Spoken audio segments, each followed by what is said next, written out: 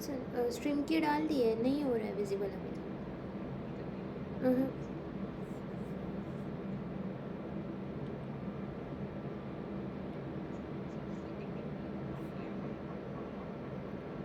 Live कर दो उसको।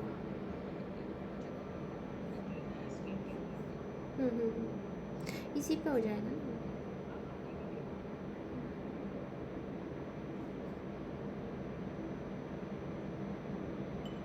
विजिबल होने के बाद मुझे बता दो सर।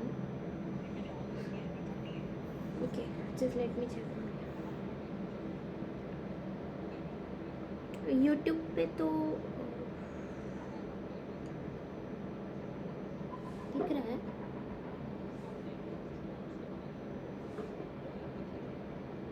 अच्छा अच्छा, हाँ मुझे नहीं दिख रहा है, लेट मी चेक। नहीं सर, मुझे फिर भी नहीं दिख रहा है। ओके, फिर मैं कर दूँ स्टार्ट। पर मुझे लिंक भेज देना अभी जो दिख रहा है उसका।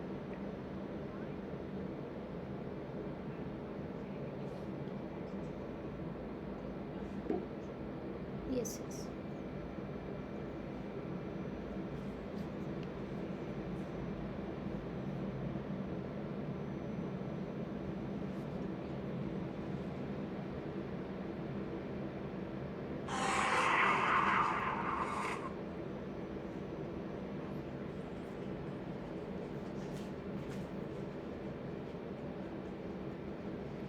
Hi guys, am I audible?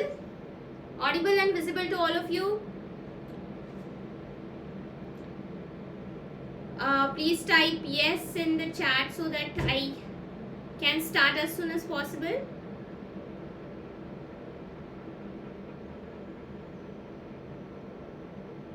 I can't see your chat actually.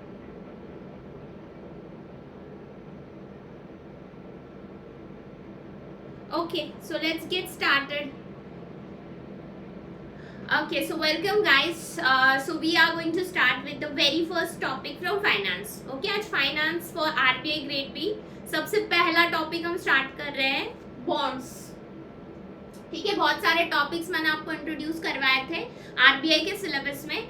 सो आज हम बॉन्ड्स के साथ स्टार्ट करेंगे बेसिकली, बिकॉज सारे जो टॉपिक्स रहेंगे इसके आगे इंटरडिपेंडेंट रहेंगे। बहुत सारी टर्मिनोलॉजीज हम पढ़ेंगे जिसमें आपको बॉन्ड्स ये टॉपिक बहुत हेल्प करेगा, specially while reading finance current affairs. This topic is very important. Also you will find questions from in phase 1 also and phase 2 also.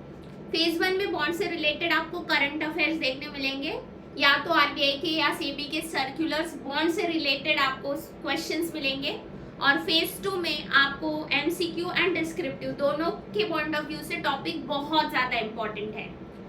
तो चलिए स्टार्ट करते हैं guys. So you can type in the live chat, okay? कुछ भी problem है, हाँ now I can see your comments. Okay, कुछ भी प्रॉब्लम है तो नीचे कमेंट कर, लाइव चैट में आप मुझे बता सकते हो. So can we go ahead? Should we start? All of you ready? Yes, शीलू, Adish, Anupama, Srishti, Sakshi, Prerna. Okay, so let's get started, okay guys? For time being I'll not be able to see your comments, but मैं start करूँगी, उसके बाद बीच में मैं आपके comments देखते रहूँगी, ठीक है? Okay, start करते हैं.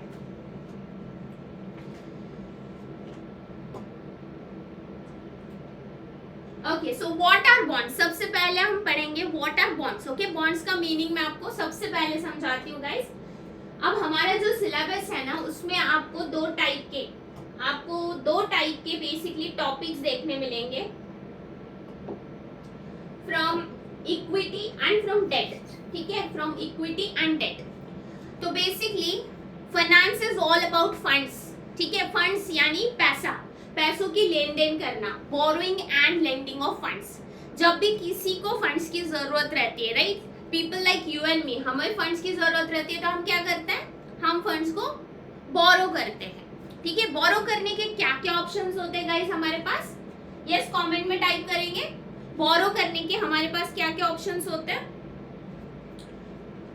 या You can borrow from your friends, family और बैंक, राइट? बैंक से आप लोन ले सकते हो या तो आप अपने घर वालों से बोरो करते हो, ठीक है? अगर अमाउंट छोटा है तो हम फ्रेंड्स एंड फैमिली से बोरो करते हैं, लेकिन अगर अमाउंट बड़ा है तो हमें बैंक से लोन लेना पड़ता है, ठीक है?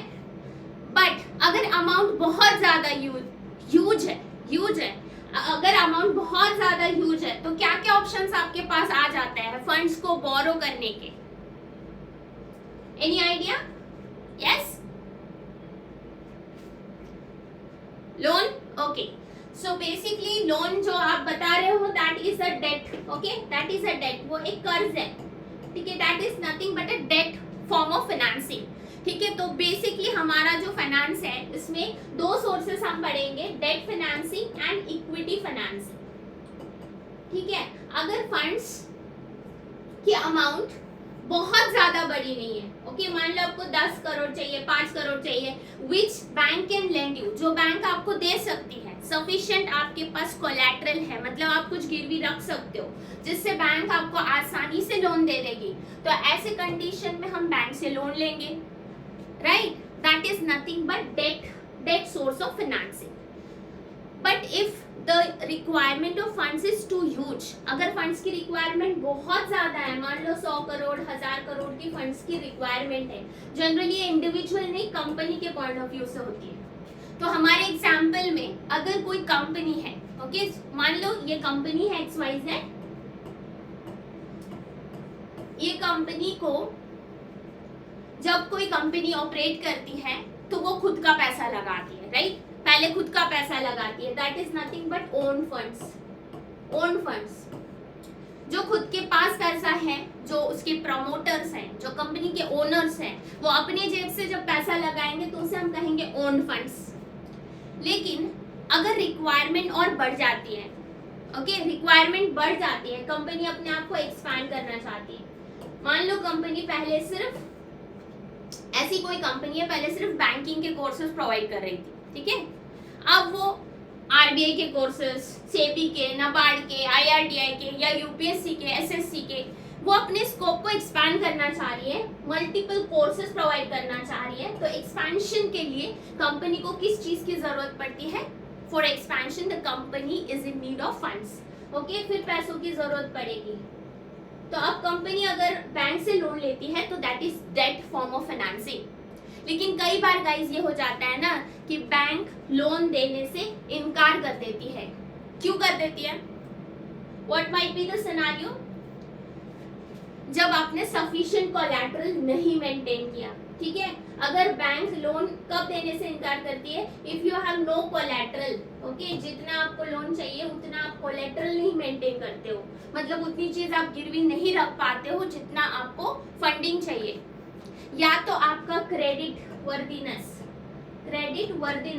यानी कि आपका सिबिल स्कोर, ठीक है? आई होप सिबिल स्कोर सबको पता होगा, जो आपका क्रेडिट वर्दीनेस दिखाता है, जो इस चीज को दर्शाता है कि आप लोन लेने के काबिल हो या नहीं हो, योर एबिलिटी टू रीपे, आप लोन लेके कहीं भाग ना जाओ, राइट? जैसे नीरव मोदी, विजय माल्या जैसे, राइट? तो ऐसे कंडीशन में आपकी क्रेडिट वर्दीनेस, आपका सिबिल स्कोर चेक होता है, अगर वो सफिशिएंट नहीं है, अमाउंट बहुत ज्यादा ह्यूज है, तो इन कंडीशंस में बैंक आपको लोन देने से इनकार कर देती है। तो उस कंडीशन में कंपनी के पास और ऑप्शंस अवेलेबल होते हैं, जैसे स्टॉक मार्केट और बॉन्ड्स, ठीक है? सो डेट के अलावा अगर कंपनी फंड्स लेना चाहती है तो या तो वो स्टॉक मार्केट से पैसा ले सकती है, आई मीन स्टॉक्स इशू करके, शेयर्स इशू करके, स्टॉक मार्केट या शेयर मार्केट या equity market, one and the same, equity, stock या शेयर, इससे पैसा रेज कर सकती है, या तो वो बॉन्ड से पैसा रेज कर सकती है। तो बॉन्ड्स ये भी एक डेट फॉर्म है, ठीक है? बैंक लोन ये भी एक डेट फॉर्म है और बॉन्ड भी एक डेट फॉर्म है, और स्टॉक जो है it is the equity source of financing, ठीक है? ये दोनों आपके डेट में आते हैं। कैसे आते हैं, क्या आते हैं, हम आगे पढ़ रहे हैं, okay? So try to understand, दो सोर्सेस है, इक्विटी फाइनेंसिंग एंड एक है डेट सोर्स ऑफ फाइनेंसिंग। तो डेट में आपका बैंक लोन आता है, बॉन्ड्स आता है, डिबेंचर्स आता है, और इक्विटी में सिर्फ इक्विटी आता है, okay, equity shares, preference share, जो भी शेयर्स होते हैं ना जिससे पैसा रेस करा जाता है, एक ऑल टुगेदर सेपरेट टॉपिक है इक्विटी मार्केट। उसमें हम पढ़ेंगे कि शेयर मार्केट से पैसा कैसे उठाया जाता है। I mean, how does equity market perform is altogether a different topic. तो आज हम पढ़ेंगे कि बॉन्ड क्या होता है। तो सबसे पहली बात तो ये क्लियर है, clear to all of you that bond is a debt source of financing. जैसे बैंक लोन होता है, बैंक से आपने लोन लिया है, वैसे ही कंपनी जो है बॉन्ड्स रेस करके लोन लेगी। यहाँ पे बैंक से जैसे आप लोन लेते हो वैसे ही कंपनी बॉन्ड्स इश्यू करके लोन ले रही है। That is nothing but bond. कैसे फंक्शन करता है इसको देखते हैं।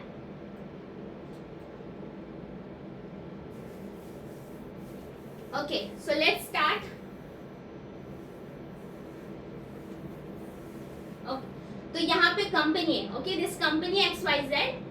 अब कंपनी बॉन्ड्स इशू करना चाहती है, okay, जो एक डेट का तरीका है। कंपनी बॉन्ड इशू करेगी टू whom?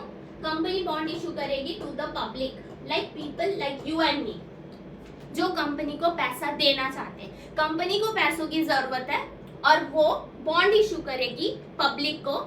पब्लिक क्या करेगी, इस बॉन्ड सर्टिफिकेट के बदले, ओके, ये बॉन्ड सर्टिफिकेट है मान लो, इस बॉन्ड सर्टिफिकेट के बदले में public will lend funds, okay, ये पैसा है, public will lend funds to whom, public is going to lend funds to the company.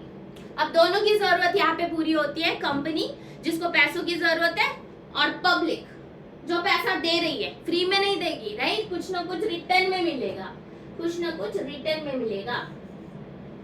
जब आप पैसा किसी को देते हो तो मान लो बैंक है, ओके, बैंक है, बैंक आपको लोन देती है तो क्या चार्ज करती है, इंटरेस्ट चार्ज करती है। वैसे भी हम एक तरीके का लोन दे रहे हैं, यहाँ पे public is lending money to the company, तो पब्लिक को भी कंपनी को क्या देना होगा, रिटर्न में इंटरेस्ट देना होगा। ओके, सो यहाँ पे क्या होगा, इंटरेस्ट कौन देगा, company will give interest to bond holders.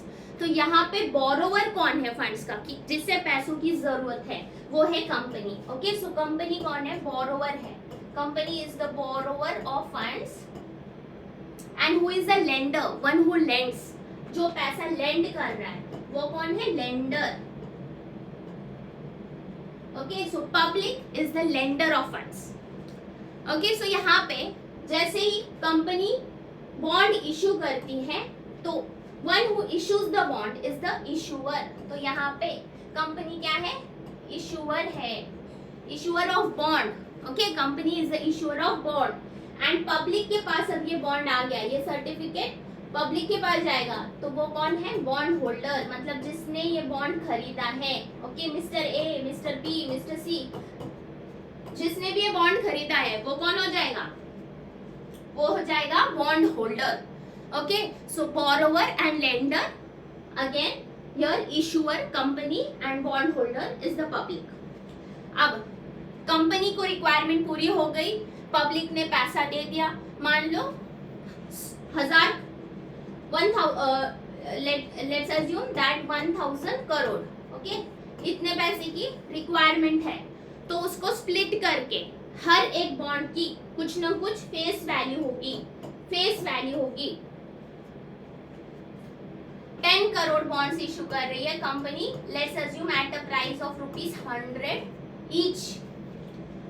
तो ये जो प्राइस है, जो सर्टिफिकेट पे लिखी हुई है, जिस प्राइस पे ये बॉन्ड इशू हो रहे हैं, उस प्राइस को क्या कहेंगे, eight which the price eight which the bond is issued for the first time. जब पहली बार ये प्राइस पे इशू किया जा रहा है, उस प्राइस को कहेंगे फेस वैल्यू। ओके, ये आपकी फेस वैल्यू है और ये क्या है, नंबर ऑफ बॉन्ड्स है। ठीक है, नंबर है, 10 करोड़ बॉन्ड्स इशू करना पड़ेंगे, एक बॉन्ड की वैल्यू 100 रुपए रहेंगी, राइट। तो ये लोग ऐसे खरीदेंगे जो आपके बॉन्ड होल्डर्स बनेंगे, और इसके बदले में लेट्स अज्यूम अगले 10 सालों तक, ओके, जिसकी मैच्योरिटी हम कहते हैं, अगले 10 सालों तक, so here the maturity is 10। तो अगले 10 सालों तक पब्लिक को क्या होगा, उस पे इंटरेस्ट मिलता रहेगा, पब्लिक को उस पे इंटरेस्ट मिलता रहेगा on face value, okay, face value पे जो भी रेट डिसाइडेड है, मान लो इंटरेस्ट का रेट है 10%, तो 10% ऑफ फेस वैल्यू जो भी रहेगा उस पे कंपनी को इंटरेस्ट मिलता रहेगा हर साल, ओके। इफ इट्स एनुअली तो एनुअली मिलेगा, सेमी एनुअली है तो सेमी एनुअली मिलेगा, राइट, मंथली है तो मंथली। सो जो भी टर्म्स डिसाइड होते हैं, जो भी अग्रीमेंट होता है कंपनी के और बॉन्ड होल्डर्स के बीच में, तो उस पे इंटरेस्ट मिलता रहेगा। अभी के लिए we are using very general term that is interest, तो ये सब टर्म्स हम आगे डिटेल में पढ़ते हैं, ठीक है। तो अब दोनों का फायदा हो गया, पब्लिक को इंटरेस्ट मिला, कंपनी को फंड्स की रिक्वायरमेंट पूरी हो गई। अब 10 साल जैसे मैच्योरिटी खत्म हो जाती है ना, 10 साल के बाद कंपनी क्या करेगी, पैसा वापस दे देगी, पैसा बॉन्ड होल्डर का वापस दे देगी, यानी कि रिडीम कर देंगी, बॉन्ड्स को रिडीम कर देगी आफ्टर मैच्योरिटी 10 सालों के बाद, और तब इंटरेस्ट मिलना बंद हो जाएगा। तो जो भी फेस वैल्यू था, मान लो किसी ने 1000 इन्वेस्ट किए, किसी ने 10,000 किए, किसी ने 10 लाख किए हैं, तो जितना भी आपका इन्वेस्टमेंट है वो आपको मैच्योरिटी के बाद वापस मिल जाएगा, और तब तक आपको उस पर इंटरेस्ट मिल रहा था, उसके बाद आपको इंटरेस्ट नहीं मिलेगा। तो that is nothing but the concept of bond. तो मीनिंग पड़ता है इसका। सो बॉन्ड मैंने जैसे बताया, it is a form of debt financing, okay. I hope समझ में आया यहाँ तक एग्जाम्पल आपको। So bond is a type of financial debt instrument, okay. ये एक डेट इंस्ट्रूमेंट है जो इनेबल कर रहा है इशूअर को, सच एज कॉर्पोरेशंस, कॉर्पोरेशन यानी कंपनीज भी फंड्स रेज कर सकती है, जैसे हमारे एग्जांपल में कंपनी था। गवर्नमेंट को भी फंड्स की रिक्वायरमेंट होती है, तो गवर्नमेंट भी बॉन्ड्स इशू करती है, right, sovereign bonds, government bonds, okay, treasury bills, सुना होगा ना आपने, आगे सारे टर्म्स हम पढ़ने वाले हैं। तो गवर्नमेंट भी बॉन्ड्स इशू करती है, municipalities, okay, Pune municipal corporation, अभी न्यूज में आपने पढ़ा होगा, राइट। तो म्युनिसिपैलिटीज भी जो है बॉन्ड्स इशू करती है, ठीक है। इसके बाद why, what is the purpose, to raise capital, okay, पैसा चाहिए अपने बिजनेस को एक्सपैंड करने या तो कोई पर्पस के लिए कैपिटल रेज करना है, बोरो करने के लिए फ्रॉम इन्वेस्टर। इन्वेस्टर कौन है, वन हु इन्वेस्ट, पब्लिक, जनता जो पैसा लगाती है, पैसा देती है, लेंड करती है, that is nothing but investor. So when investor purchases bond, जब हम बॉन्ड खरीदते हैं, इफेक्टिवली हम पैसा लेंड कर रहे हैं टू द इशूअर, मतलब कंपनी को आपने पैसा दिया तो इशूअर कंपनी हुई। So in exchange for regular interest, regular, monthly, annually, semi annually, जो भी इंटरेस्ट रहेगा उसको हम कहते हैं कूपन रेट, ओके। अभी तक मैंने आपको सिंपली इंटरेस्ट रेट बोला था, लेकिन अगर वो बॉन्ड है तो उस इंटरेस्ट को ही हम कहते हैं, इंटरेस्ट रेट को हम कहते हैं कूपन रेट, क्योंकि ना बॉन्ड जो होता है उसके ऊपर कूपन्स होते हैं, ओके। सो वो कूपन रिडीम होता है, मान लो एनुअल पेमेंट है तो हर साल के बाद एक एक कूपन रिडीम होगा, तो रिडीम्शन पे आपको कुछ ना कुछ रेट ऑफ इंटरेस्ट मिल रहा है, तो उसी वजह से इसको कहा जाता है coupon rate, which are paid on a specified schedule, कोई भी शेड्यूल जो डिसाइडेड हो upon reaching the bonds maturity, okay. हमारे केस में 10 साल की मैच्योरिटी थी, तो मैच्योरिटी पर issuer repays the bond holder, bond holder को अपना पैसा वापस मिल जाता है, इनिशियल प्रिंसिपल अमाउंट जिसको हम फेस वैल्यू कहते हैं, ओके। 1 लाख आपने लगाए थे तो 1 लाख वो आपका फेस वैल्यू, आपने जो भी प्रिंसिपल अमाउंट है वो आपको रिटर्न किया जाएगा। And bond offer a predictable income stream for investor, तो हमारे लिए भी एक पैसा कमाने का जरिया है, इंटरेस्ट कमाने का एक तरीके का जरिया है for investors, and structure mean for issuers, issuers के लिए क्या है, ये सोर्स ऑफ फाइनेंसिंग है, ओके। सिक्योर फंड, सिक्योर है पैसा, राइट, पब्लिक का पैसा है और ये सोर्स ऑफ फंड है for a issuer. Now who are the parties involve, who are the parties involve, अभी हमने देखा था कौन कौन इन्वॉल्व है बॉन्ड्स में, yes, write down in the chat. ये ट्रांजैक्शन में कौन कौन इन्वॉल्व थे, parties, issuer and bond holder. One who issues, issuer था, बॉन्ड होल्डर यानी कि पब्लिक जिसने इन्वेस्ट किया वो बॉन्ड होल्डर, फेस वैल्यू को ही हम पार वैल्यू कहते हैं या प्रिंसिपल अमाउंट कहते हैं, राइट, वो अमाउंट जो बॉन्ड होल्डर को रिटर्न मिलता है आफ्टर मैच्योरिटी, या तो वो पैसा जो उसने लगाया था that is face value. Alternatively 1 marker का क्वेश्चन बन सकता है, it is alternatively known as par value और द प्रिंसिपल अमाउंट। इतना क्लियर है? Clear to all of you? Yes. Coupon या इंटरेस्ट रेट मतलब interest rate, okay, it is calculated on which value? Coupon rate is calculated on the face value, okay. Face value पे calculate होता है monthly, quarterly, annually.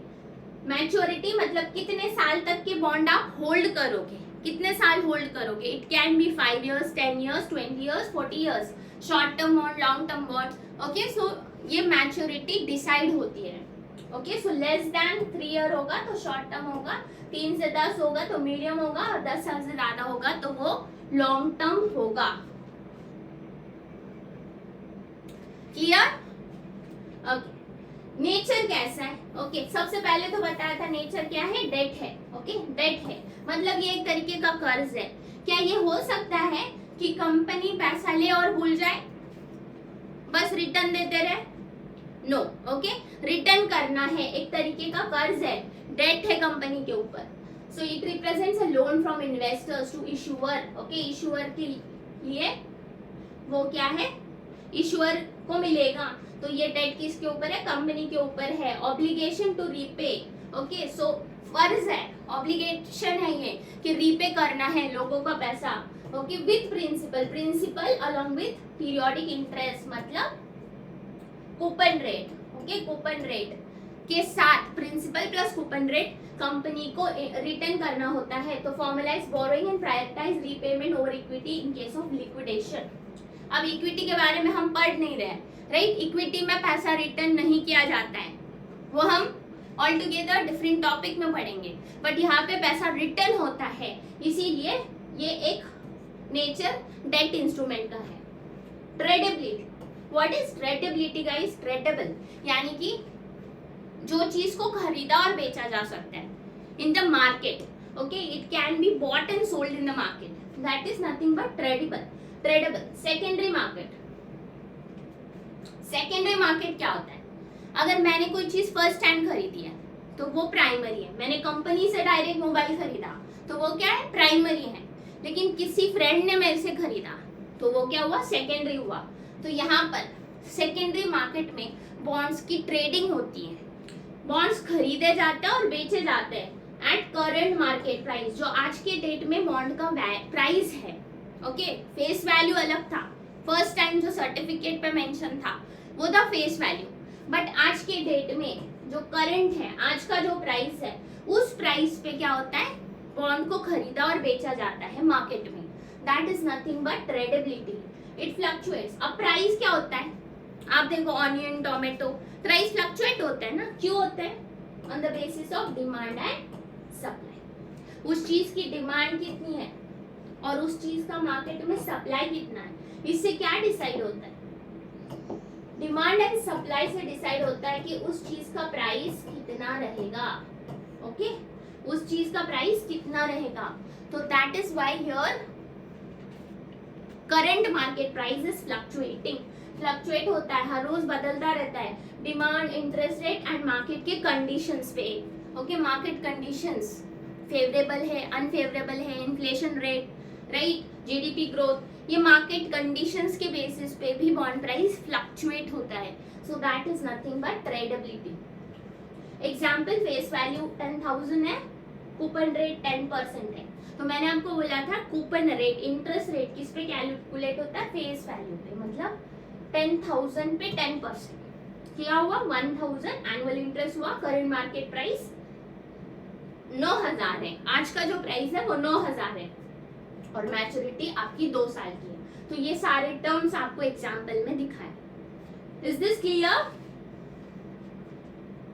Type yes, यहाँ तक के clear है with example? Terminology clear है guys? Type yes in the live chat.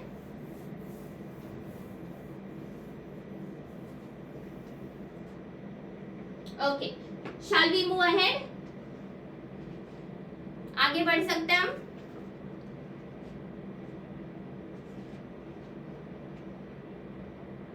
Okay, so let's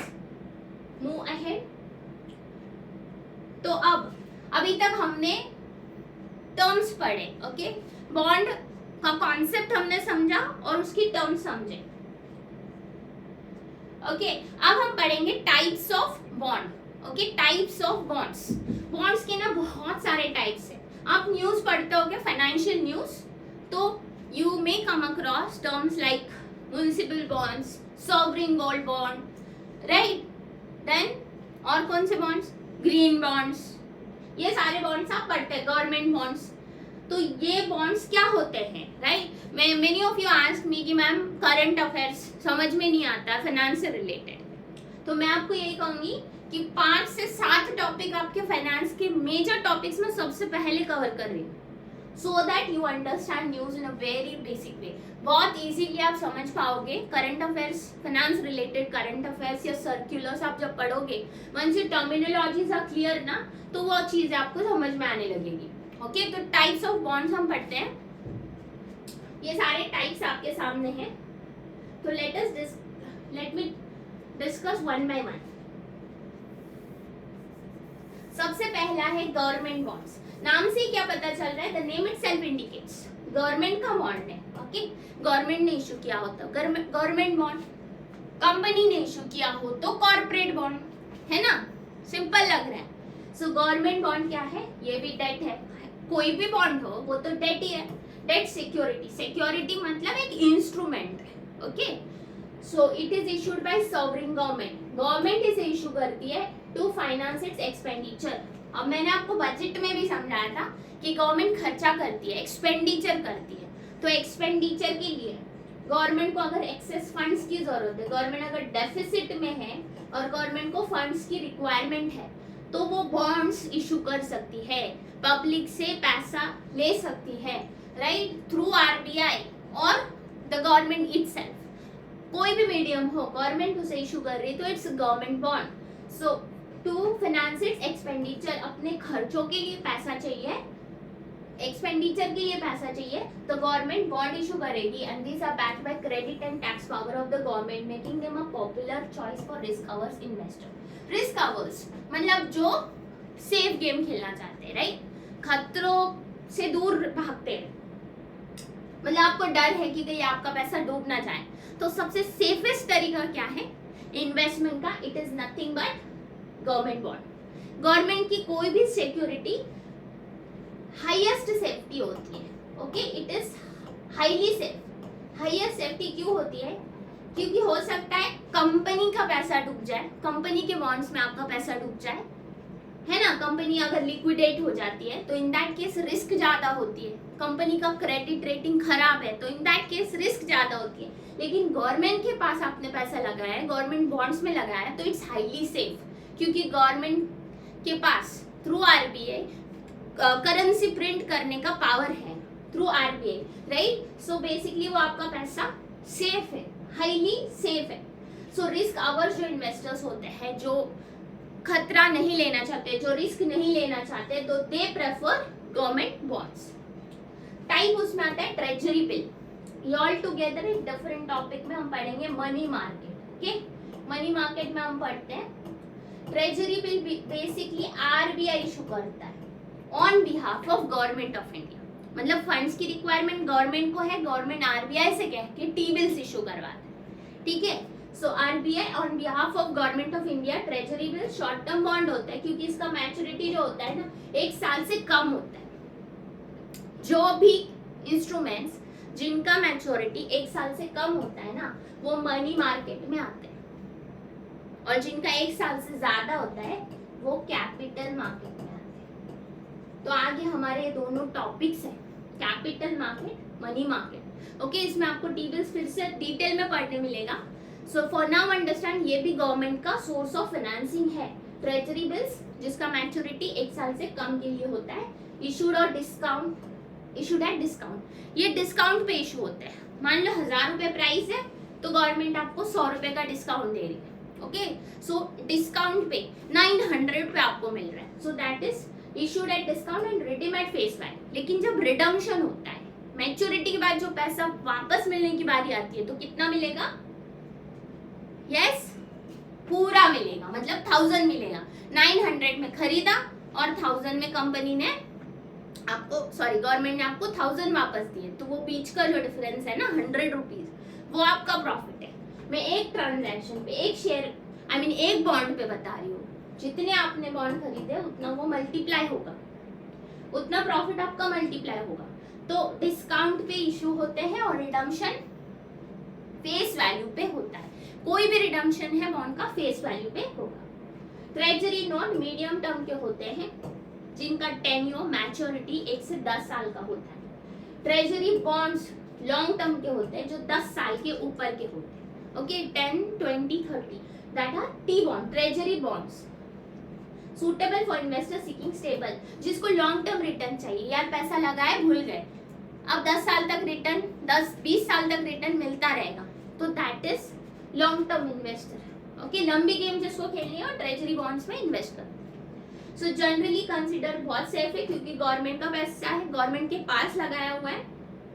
so due to governments ability to meet its obligation, government अपने obligations meet करती है, यानी कि गवर्नमेंट आरबीआई के थ्रू भी करेंसी छपवा के आपका पैसा रिटर्न कर सकती है in any case, right, if the situation goes difficult. So in that case सबसे सेफेस्ट, हाईली सेफ इंस्ट्रूमेंट इसे माना जाता है। सबसे पहले हमने पढ़ा government bond, next is municipal bond. अब सबको ये टर्म पता है म्युनिसिपैलिटीज या local government, right. Local government जो लोवेस्ट होते हैं ब्यूरोक्रेसी के हायरार्की में, जो अपना लोवेस्ट होता है municipalities. Okay Pune municipal corporation, तो इसके बारे में अगर लोकल गवर्नमेंट या म्युनिसिपैलिटीज इशू कर रही है, नाम से ही समझ रहे हैं ना म्युनिसिपल, वो इशू कर रहे हैं तो इसे हम मुनी बॉन्ड्स या म्युनिसिपल बॉन्ड्स कहेंगे। So municipal bonds issued by state or local government, municipalities or the agencies to fund public projects, dams, bridges, highways, जो भी projects है, okay, public projects है, हमारे लिए गवर्नमेंट जो भी प्रोजेक्ट्स पे काम करती है उसके लिए गवर्नमेंट को पैसा चाहिए तो म्युनिसिपल बॉन्ड से पैसा रेज कर सकती है। इंफ्रास्ट्रक्चर डेवलपमेंट के लिए, स्कूल्स एंड हॉस्पिटल्स के लिए, डैम्स के लिए, राइट, जो कैपिटल एक्सपेंडिचर में हमने पढ़ा था ये चीज। ओके लॉन्ग टर्म के लिए पैसों की जरूरत है तो गवर्नमेंट, स्टेट या local government municipal bonds issue करती है। तो न्यूज का पार्ट भी ये रहा है। Okay I think recently Pune municipal corporation ने भी बॉन्ड्स इशू किए थे, तो कमेंट में आपको आंसर करना है। ओके कितना अमाउंट के पुणे म्युनिसिपल कॉर्पोरेशन ने म्युनिसिपल बॉन्ड्स जो है इशू किए हैं। Okay, so you have to tell me the answer. Types of municipal bond, general obligation होता है और एक होता है revenue.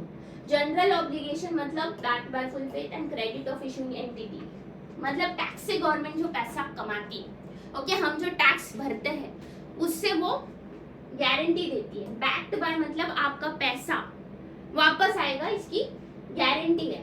Issuing entity, credit, full faith में, पूरे भरोसे में, क्योंकि it is supported by tax revenues. Okay government tax collect करेगी और आपको उस पर टाइमली पेमेंट करते रहेगी। On municipal bonds, revenue bond, specific revenue stream such as tolls और fees from a funded project. अगर टोल्स से, ओके अगर टोल्स से जो पैसा आ रहा है उससे पेमेंट किया जा रहा है तो it's revenue bond. Okay this type is not so important okay for your examination, whereas you need to remember the concept। ठीक है इसके टाइप्स आपको नहीं पूछे जाते, सब टाइप्स नहीं पूछे जाते। ओके मेजर टाइप्स जो है आपको डिस्क्रिप्टिव में पूछे जा सकते हैं, explain bonds and what are the types of bonds, right. So in that case इतना लिमिट भी नहीं होता है कि आप सब टाइप्स को लिख पाए, इतना आपके पास वर्ड लिमिट नहीं होता है। So basically it's sufficient that you understand the concept. Concept आपको यहाँ पे क्लियर रखना है आपका, ताकि आप एक्सप्लेन कर पाओ।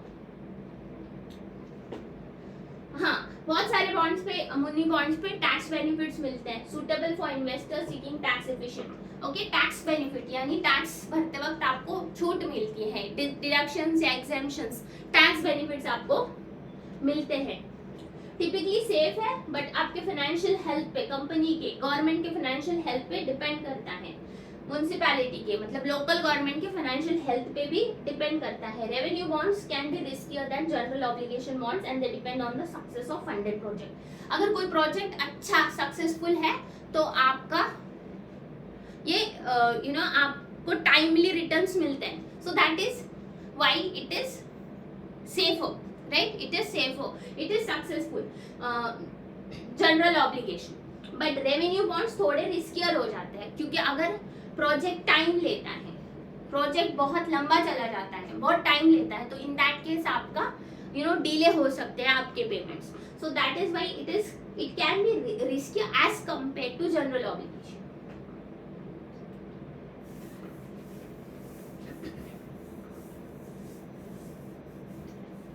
Next is sovereign bonds.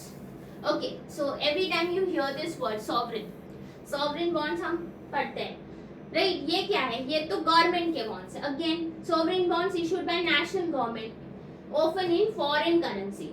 Difference यहाँ पे क्या है गवर्नमेंट बॉन्ड में और इसमें?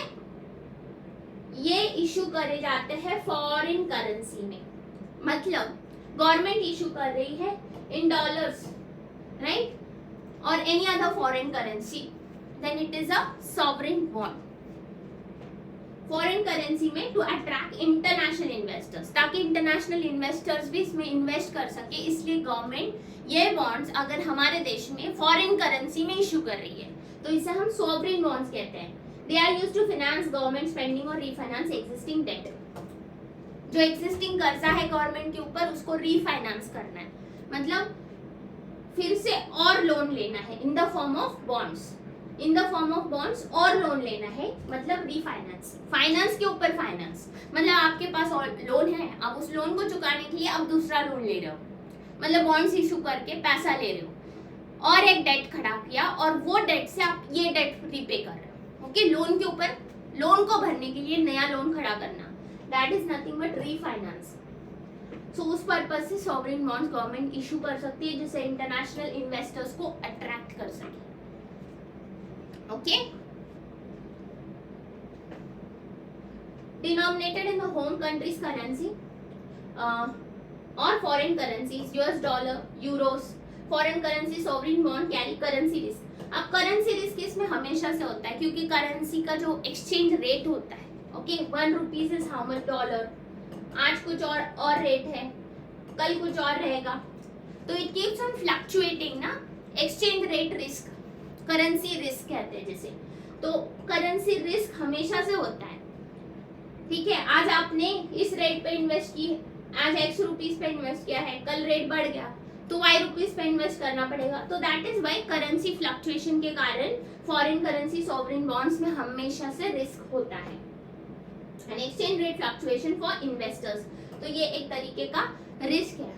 High demand in international market when issued by stable government. Stable government जब इसे इशू करती है तो मार्केट में इसकी डिमांड हाई रहती है. ओके, अगर गवर्नमेंट इनस्टेबल है, ओके, वॉर लाइक सिचुएशंस, मान लो यूक्रेन इशू कर रही है, तो in that case will you be motivated to invest in that bond? No, not at all. Unstable government में कोई भी अनस्टेबिलिटी है तो in that case it becomes riskier, right? So those are risky bonds. But अगर कोई stable government issue कर रही है तो उसकी डिमांड मार्केट में, इंटरनेशनल मार्केट में हाई होती है, सारे कंट्रीज इन्वेस्ट करना पसंद करेंगे. Example euro bond. Euro bonds क्या होता है? Bond issued in currency not native to the issuing country. जो कंट्री इसे इशू कर रही है उस करेंसी में नहीं, मतलब इंडिया है तो रुपीस छोड़ के, आईएनआर छोड़ के कोई और करेंसी में हम इशू कर रहे हैं, तो that is euro bonds. These are just the terms used alternatively, ठीक है. तो सॉवरेन बॉन्ड भी उसको कह सकते हैं, लेकिन अगर कोई कंट्री अपने करेंसी में इशू ना करते हो, कोई और करेंसी में कर रही है तो यूरो बॉन्ड. लेकिन स्पेसिफिकली अगर जापान की बात करें तो Japan yen denominated bonds issued in Japan by a foreign entity. कोई other country, let's say US is issuing yen denominated bond, मतलब बॉन्ड जिसका कूपन वैल्यू, जिसका फेस वैल्यू येन में रहेगा, जापान की करेंसी में रहेगा, तो उसे कहेंगे सैमुराई बॉन्ड्स. ओके, उसे कहेंगे samurai bonds. Sovereign bonds from developed economies are considered low risk. Sovereign bonds तो लो रिस्क है क्योंकि country from developed economies, US treasury bond इसके एग्जांपल है, whereas bonds from developing countries or nations with unstable economies or higher defaulters।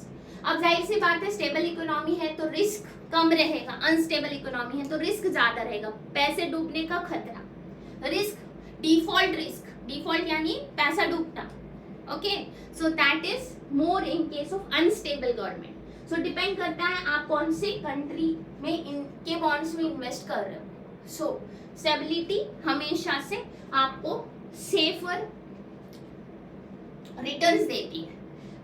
Unstable government will give you, you know, unstable returns also, and it will be risky also. So this much is okay, I guess. Next start करते हैं। Okay.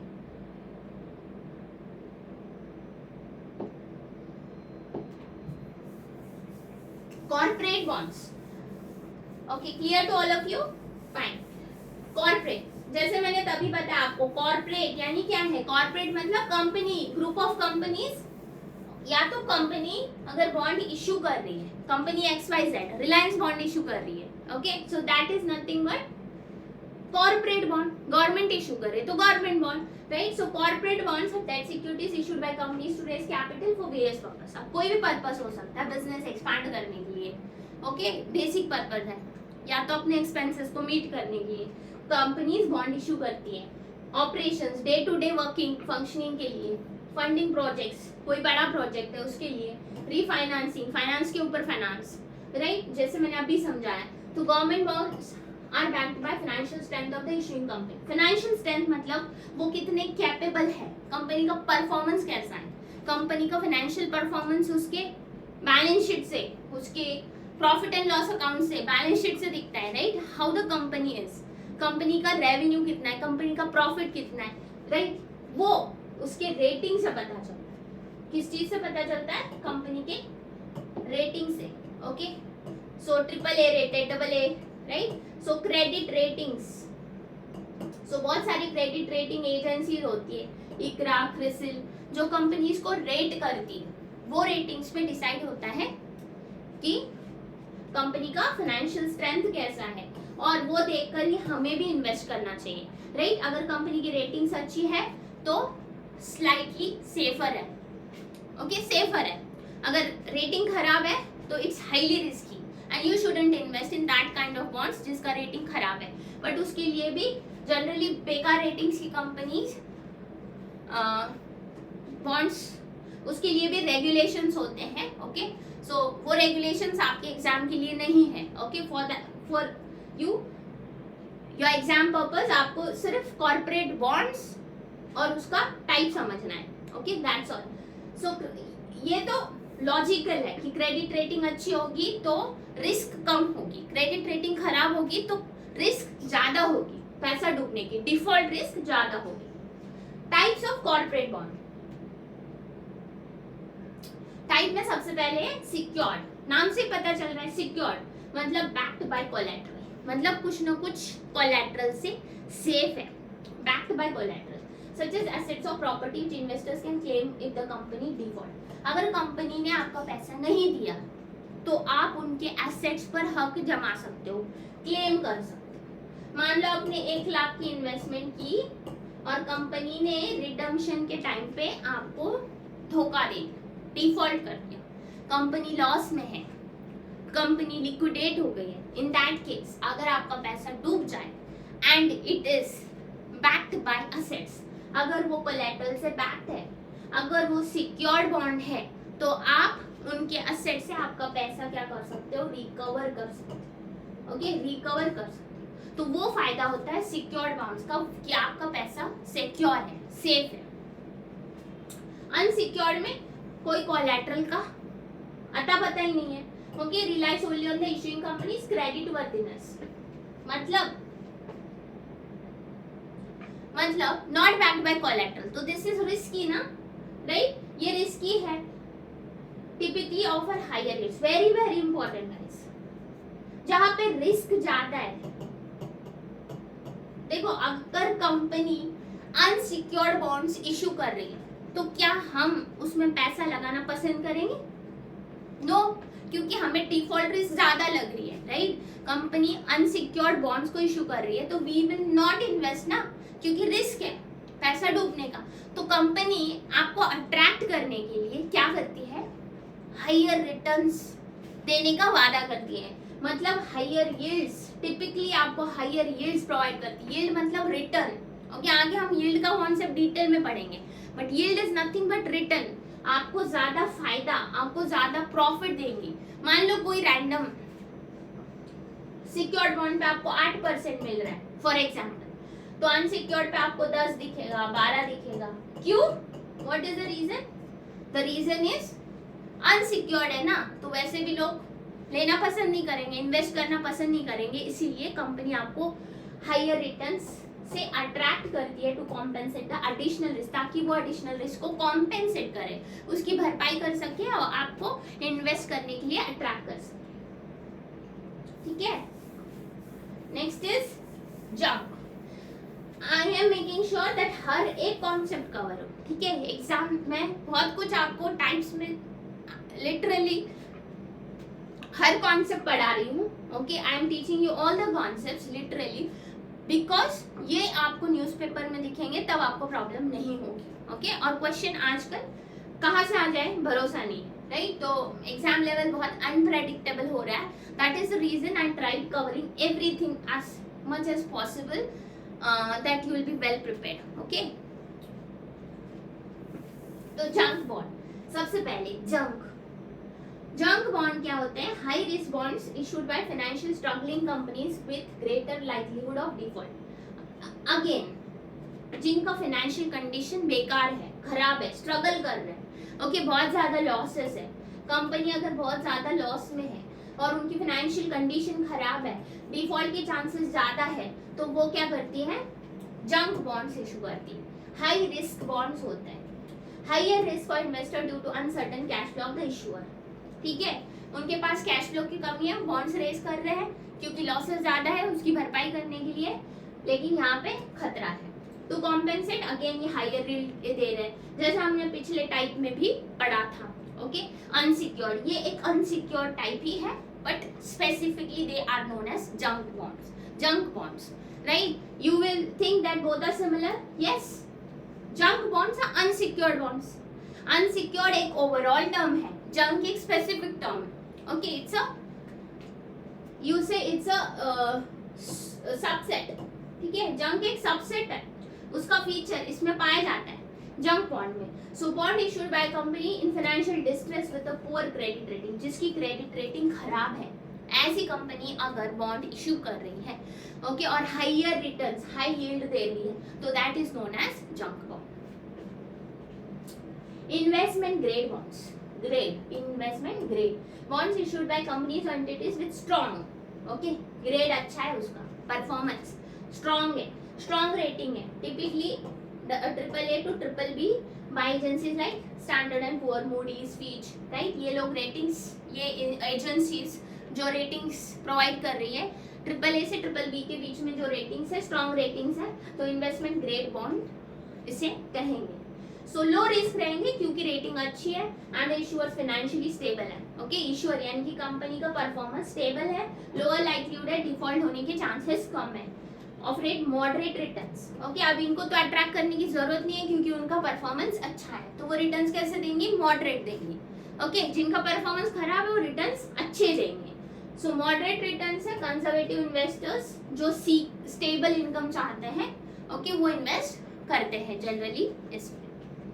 Bonds issued bye blue chip companies, okay? Top performing company, जिसका valuation बहुत अच्छा होता है, जो companies top performing companies होते हैं, ऐसे कंपनीज इशू करती है। गवर्नमेंट बैक्ड एंटिटीज या तो large financial institutions investment grade bonds issue करते हैं, ठीक है? ये एक टर्म है, अगेन इसके फीचर्स गवर्नमेंट बॉन्ड्स में भी, मतलब government bond is again investment grade bond ही है, okay? So these are similar terms, you need to clear your concept. Option में जो मोस्ट सिमिलर लगेगा आपको, जो मोस्ट कन्वीनियंट लगेगा, वो आपको चूज करना है। इंटरचेंजेबली ये यूज होता है। Now comes the very important point. अब यहाँ तक के जो थे ये न्यूज़पेपर्स के थे, लाइक मेजर था कॉर्पोरेट बॉन्ड, लेकिन ये जो मैंने कवर किया जंक एंड इन्वेस्टमेंट, ये आपके न्यूज़पेपर टर्मिनोलॉजीज है। अब ये आपका नेक्स्ट मेजर टाइप हो गया।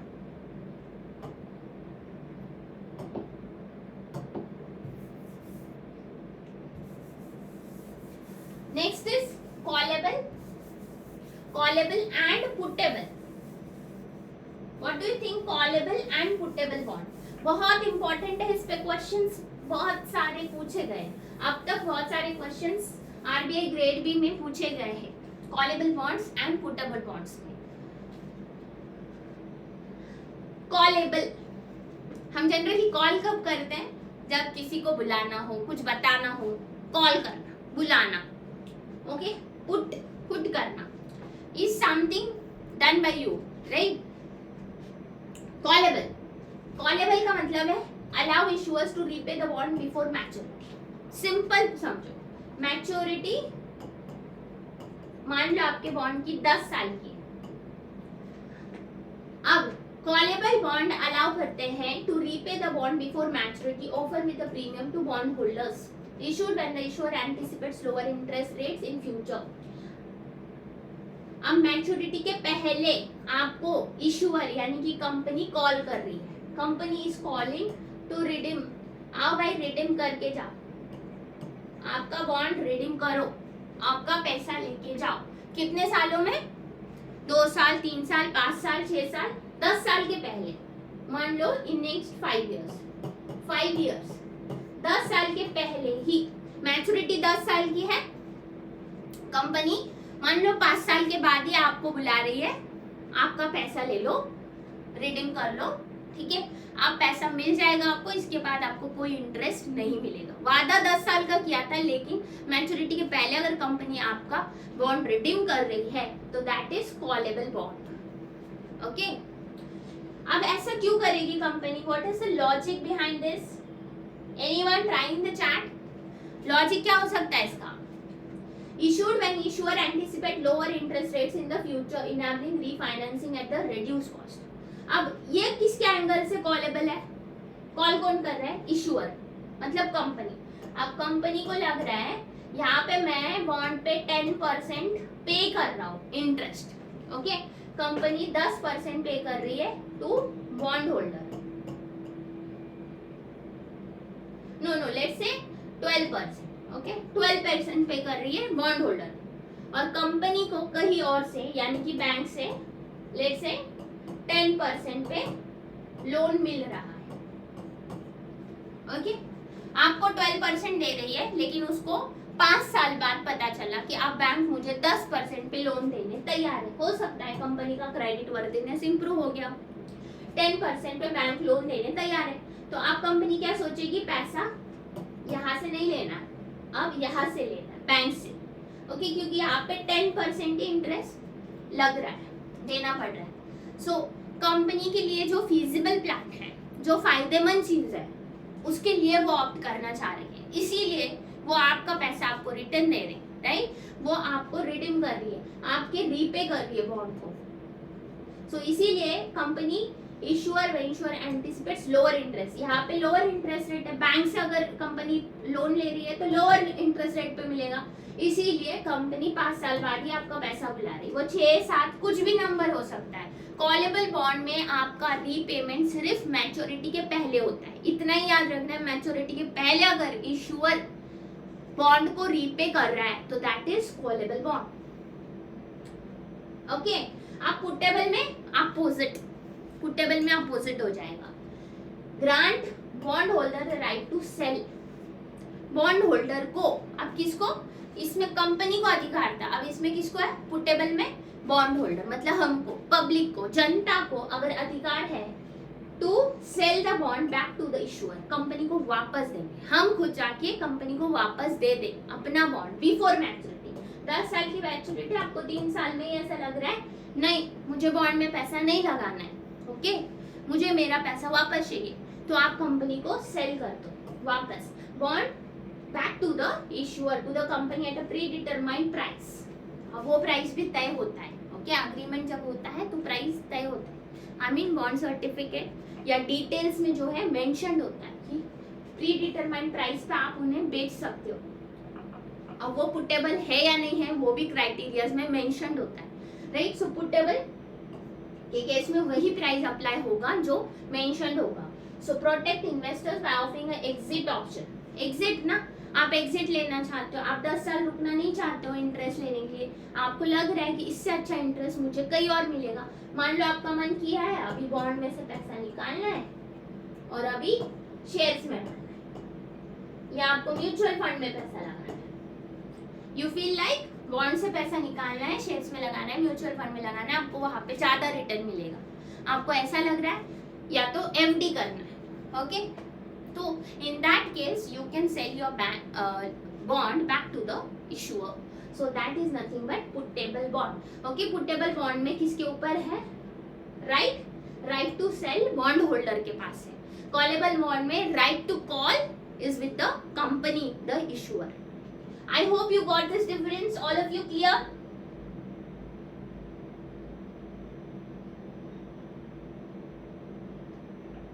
okay, क्लियर है ये कॉन्सेप्ट? अब नेक्स्ट बहुत सिंपल है, convertible and non convertible.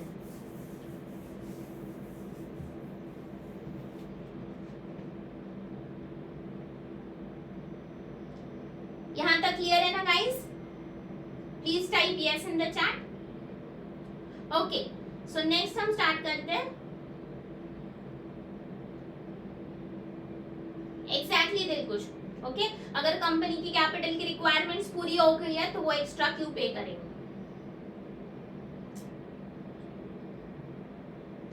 Okay. तो आप कन्वर्टिबल बॉन्ड्स वो होते हैं which can be converted into equity shares of the issuing company at a pre determined ratio and price. मतलब बॉन्ड को इक्विटी में कन्वर्ट करना।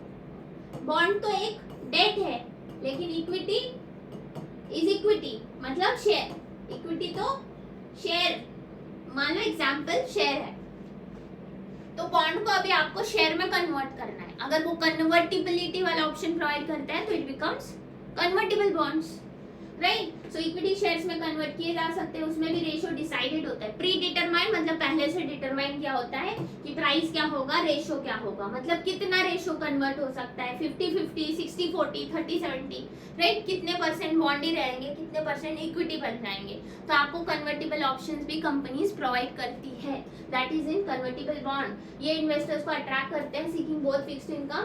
अब आपको लगता है मुझे फिक्स इनकम भी चाहिए और मुझे शेयर्स में भी इन्वेस्ट करना है ताकि मेरा कैपिटल अप्रिसिएशन हो, मुझे ज्यादा रिटर्न मिले। अगर मेरा शेयर प्राइस मार्केट वैल्यू बढ़ जाता है शेयर का तो मुझे कैपिटल अप्रिसिएट होगा, मतलब मेरा पैसा दुगना तिगना जो भी है। अगर यू थिंक राइट, तो उस कंडीशन में आपको दोनों प्लान यहाँ पे मिल रहे हैं। फिक्स्ड स्टेबल रिटर्न भी मिल रहा है, फिक्स्ड इनकम मिल रहा है बॉन्ड के वजह से, और इक्विटी अप्रिसिएशन हो रहा है शेयर्स की वजह से। So that is nothing but convertible bond, okay. So जो ऑप्शन में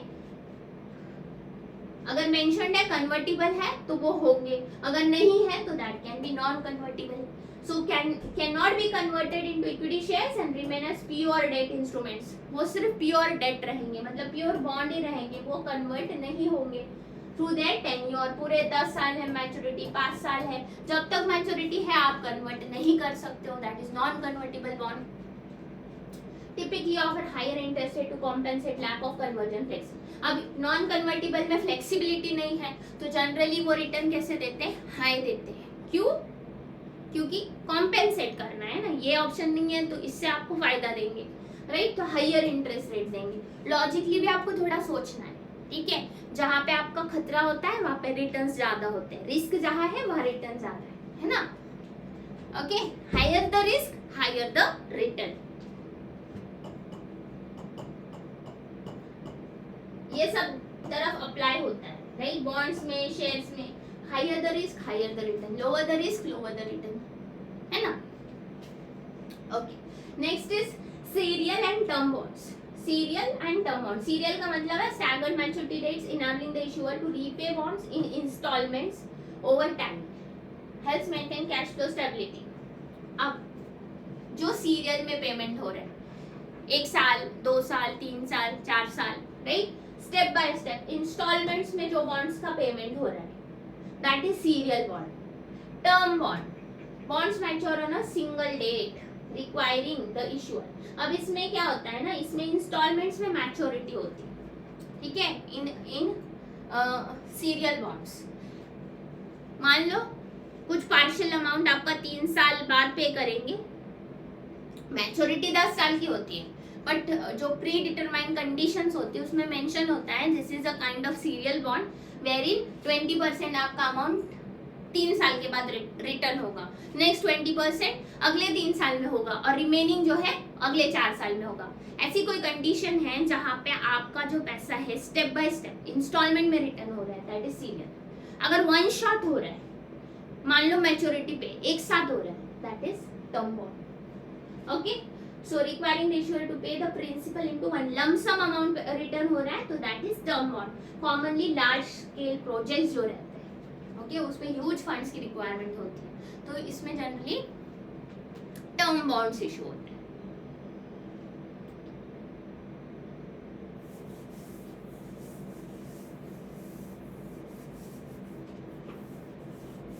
Okay. Green bonds. This is a newspaper terminology again. Green bonds, as the name indicates, okay, climate bonds जिसे कहते हैं. ग्रीन बॉन्ड्स क्लाइमेट बॉन्ड्स होते हैं environmentally stable projects के financing के लिए. ओके, क्लाइमेट बॉन्ड्स या एनवायरमेंट फ्रेंडली बॉन्ड्स जिसे कहते हैं दोज आर ग्रीन बॉन्ड्स. सो इसके रिलेटेड सेबी ने इनिशिएटिव्स, आई मीन सेबी का एक सर्कुलर है, okay, we will cover it as a part of current affairs. Okay, static को हम स्टैटिक रख रहे हैं सेपरेट, सो करंट अफेयर्स में हम कवर करेंगे, but I want you to read, okay, read this circular. SEBI के क्या क्या इनिशिएटिव्स है. सो सब कैटेगरीज भी ग्रीन बॉन्ड्स के बनाए गए हैं, जैसे कि blue bonds, yellow bonds. Okay, सो ब्लू बॉन्ड्स वाटर मैनेजमेंट के लिए होते हैं, मरीन कंजर्वेशन, मतलब पैसा किस पर्पस के लिए रेज हो रहा है, मरीन कंजर्वेशन या वाटर मैनेजमेंट के लिए. Okay, blue bonds. Yellow bond solar energy projects के लिए होता है. So these are the types. Again I want you to read circular of SEBI related to green bonds, and one more thing, read the concept of orange bonds. Okay, this will also be covered as a part of current affairs, but I want you guys to read this as a part of homework. Next is very important concept जिस पे हर साल question आया almost every year, zero coupon bonds. Okay, zero coupon bond. Coupon मतलब क्या, coupon rate मतलब interest.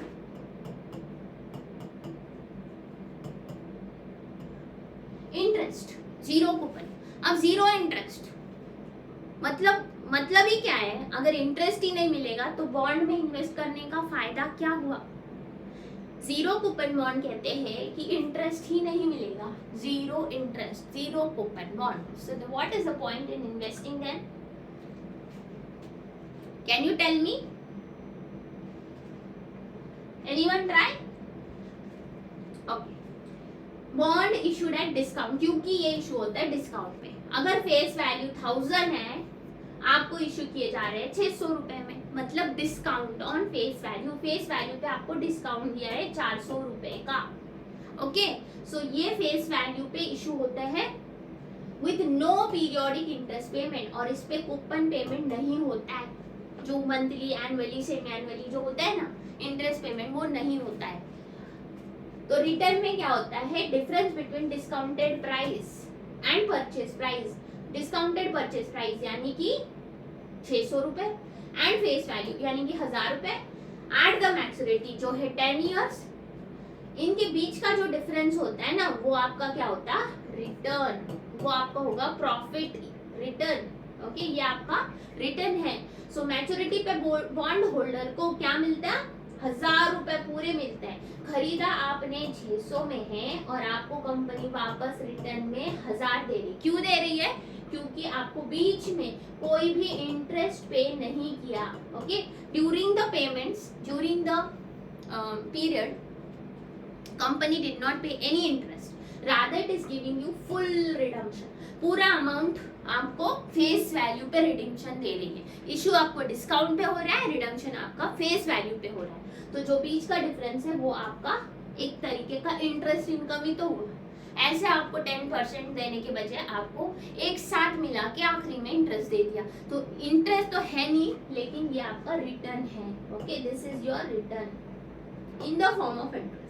Suitable for investors who don't need periodic, जिनको नहीं चाहिए monthly payment, annually, semi annually, but एक साथ लम सम अमाउंट चाहिए. मैच्योरिटी पे लम सम दे दो भाई. ओके, हर साल मुझे इनकम की जरूरत नहीं है, तो they prefer for zero coupon bond. Okay, क्योंकि non redeemable principal, with non redeemable principal.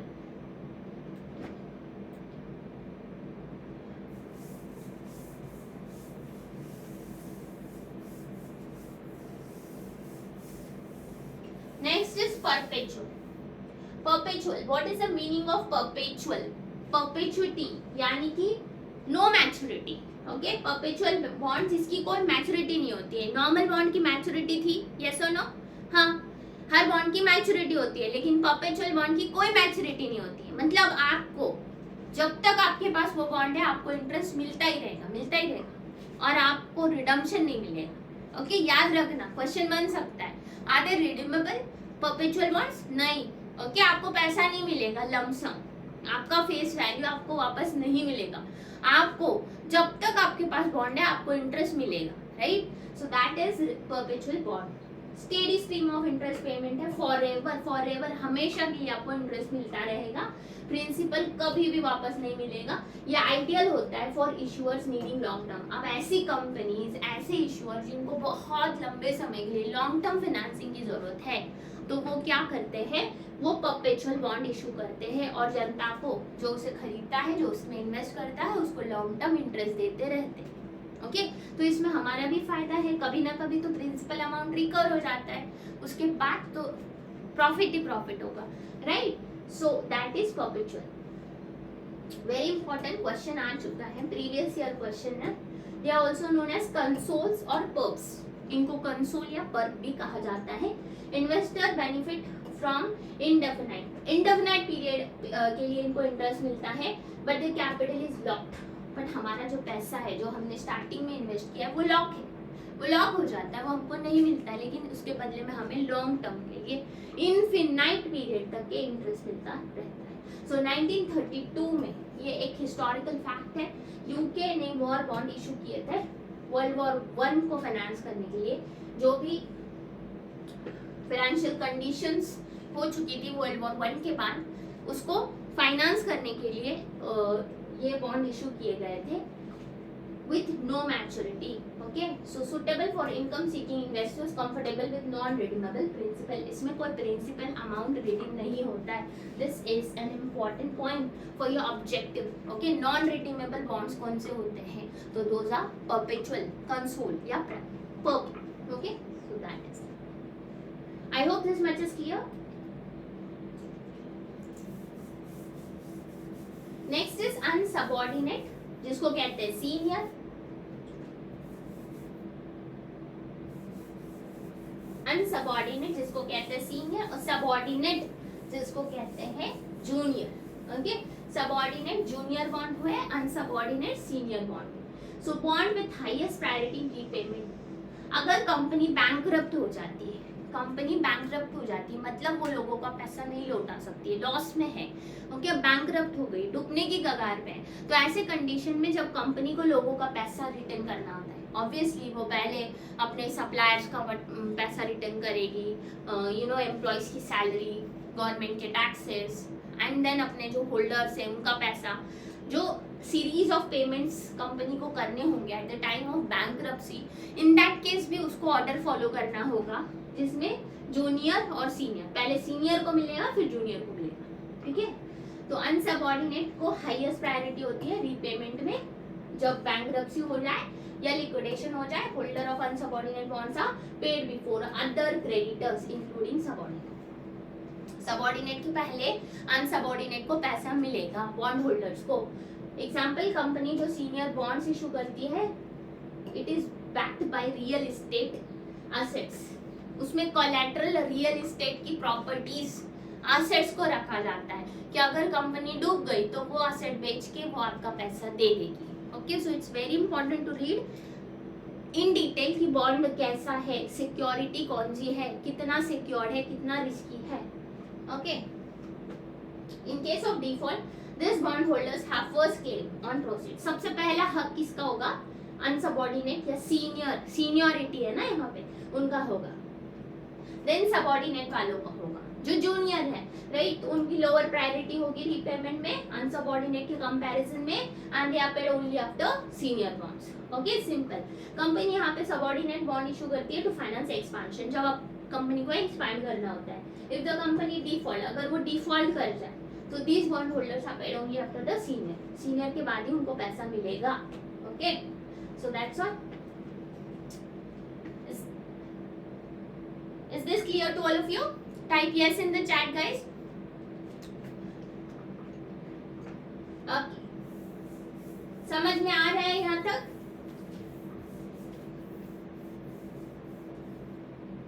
Yes, yes, yes. Type करो जल्दी. I'll move ahead.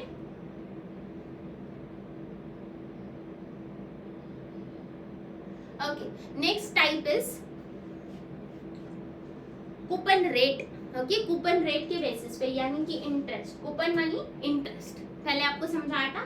तो इसमें फिक्स्ड इनकम वाले बॉन्ड होंगे, फ्लोटिंग रेट वाले होंगे एंड इनवर्स फ्लोटिंग वाले होंगे। Okay, inverse floating.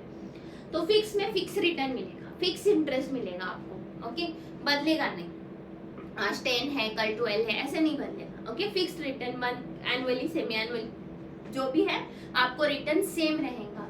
So fixed coupon rate, interest payments through out the bond life, जब तक की लाइफ है बॉन्ड की मैच्योरिटी है 10% है तो 10% ही रहेगा।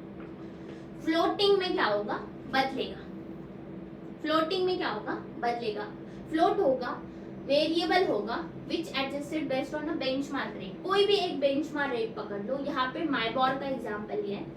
Okay, Mumbai interbank offer rate है। जब इंटरबैंक ट्रांजैक्शंस होते हैं उन पे जो रेट लगता है माइबॉर, okay, LIBOR, we will be studying this rates in money market। अभी के लिए समझो ये एक फ्लक्चुएटिंग रेट है जो बदलता है, which is linked to the market। Market ऊपर गया तो ये रेट भी चेंज होगा। चलो एक सिंपल एग्जांपल मैं आपको देती हूँ रेपो रेट का। अब कल ही रेपो रेट चेंज हुआ, राइट? 0.25% से आरबीआई ने रेपो रेट कट कर दिया। अगर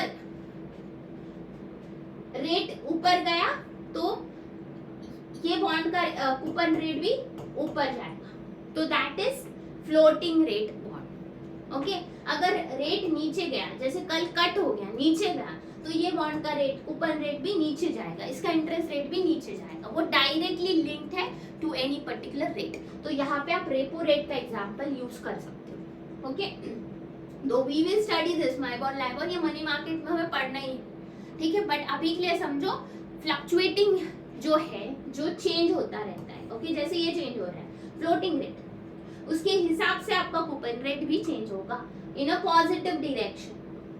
इनवर्स फ्लोटिंग में क्या होगा? नेगेटिव डायरेक्शन में फ्लो होगा।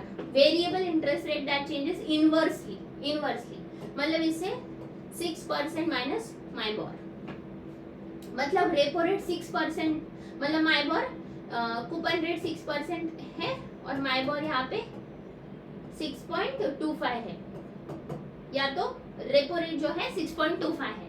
तो यहाँ पे ये फॉर्मूला लगेगा, मतलब अगर रेपो रेट बढ़ रहा है तो इंटरेस्ट रेट कम होगा, नेगेटिव फ्लो का, इनवर्स फ्लो का। अगर रेपो रेट घट रहा है तो कूपन रेट बढ़ेगा। That is nothing but inverse floating bond. Okay, inverse floating negative direction में फ्लो होता है एंड फ्लोटिंग जो है ये डायरेक्ट रिलेशन है, इनका डायरेक्ट फ्लो है।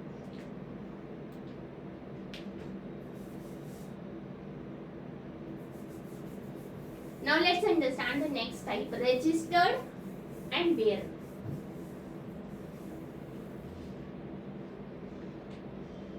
Okay,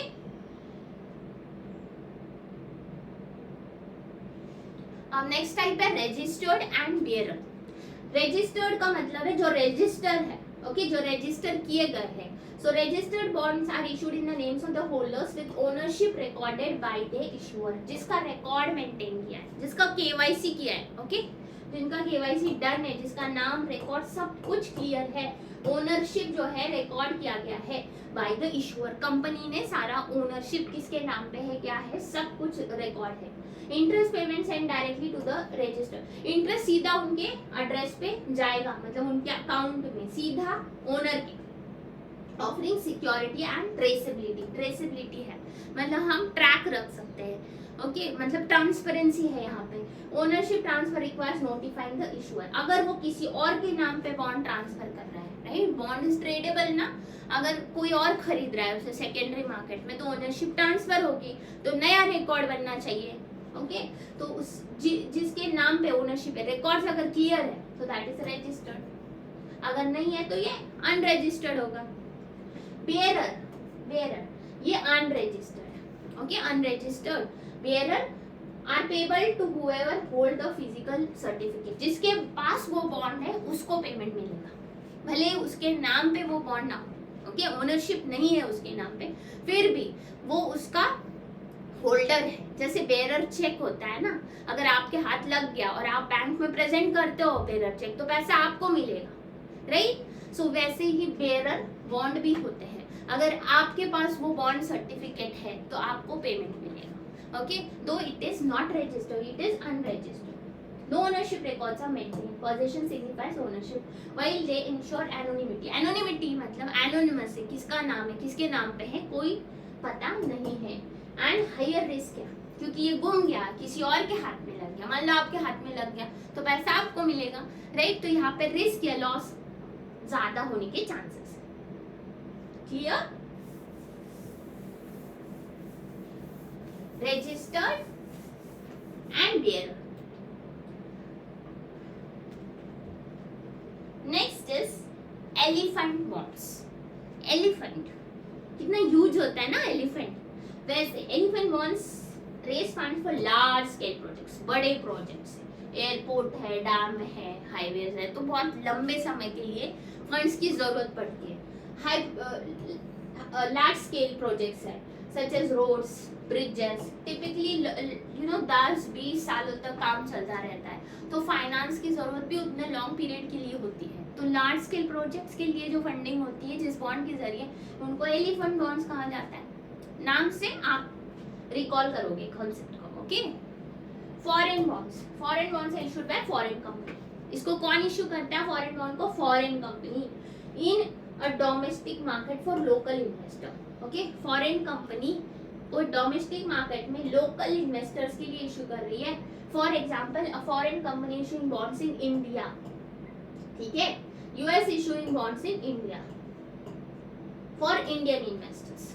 यूएस ने हमारे देश में बॉन्ड्स इशू किए, foreign bonds, okay, for Indian investors, तो those will be denominated in INR, जिसकी करेंसी आईएनआर में होगा, जिसका डिनोमिनेशन इंडियन रुपीस में होगा, right. So that is nothing but foreign bonds issued by foreign company for local market, for the domestic market, मतलब in India, for Indians only, for Indian investors. This provide cross border investment opportunities, right? Cross border investment है ना। Each type of bond serves distinct financial purpose catering to the needs of issuer and investors. अब हर investor का purpose अलग है, हर issuer का purpose अलग है, right. सो यहाँ पे इंडियन इन्वेस्टमेंट्स अट्रैक्ट करने के लिए this are nothing but the foreign bonds. So types of bonds यहाँ पे क्लियर हुए। लेट्स रिकॉल, हमने कितने टाइप्स पढ़े? Let's recall,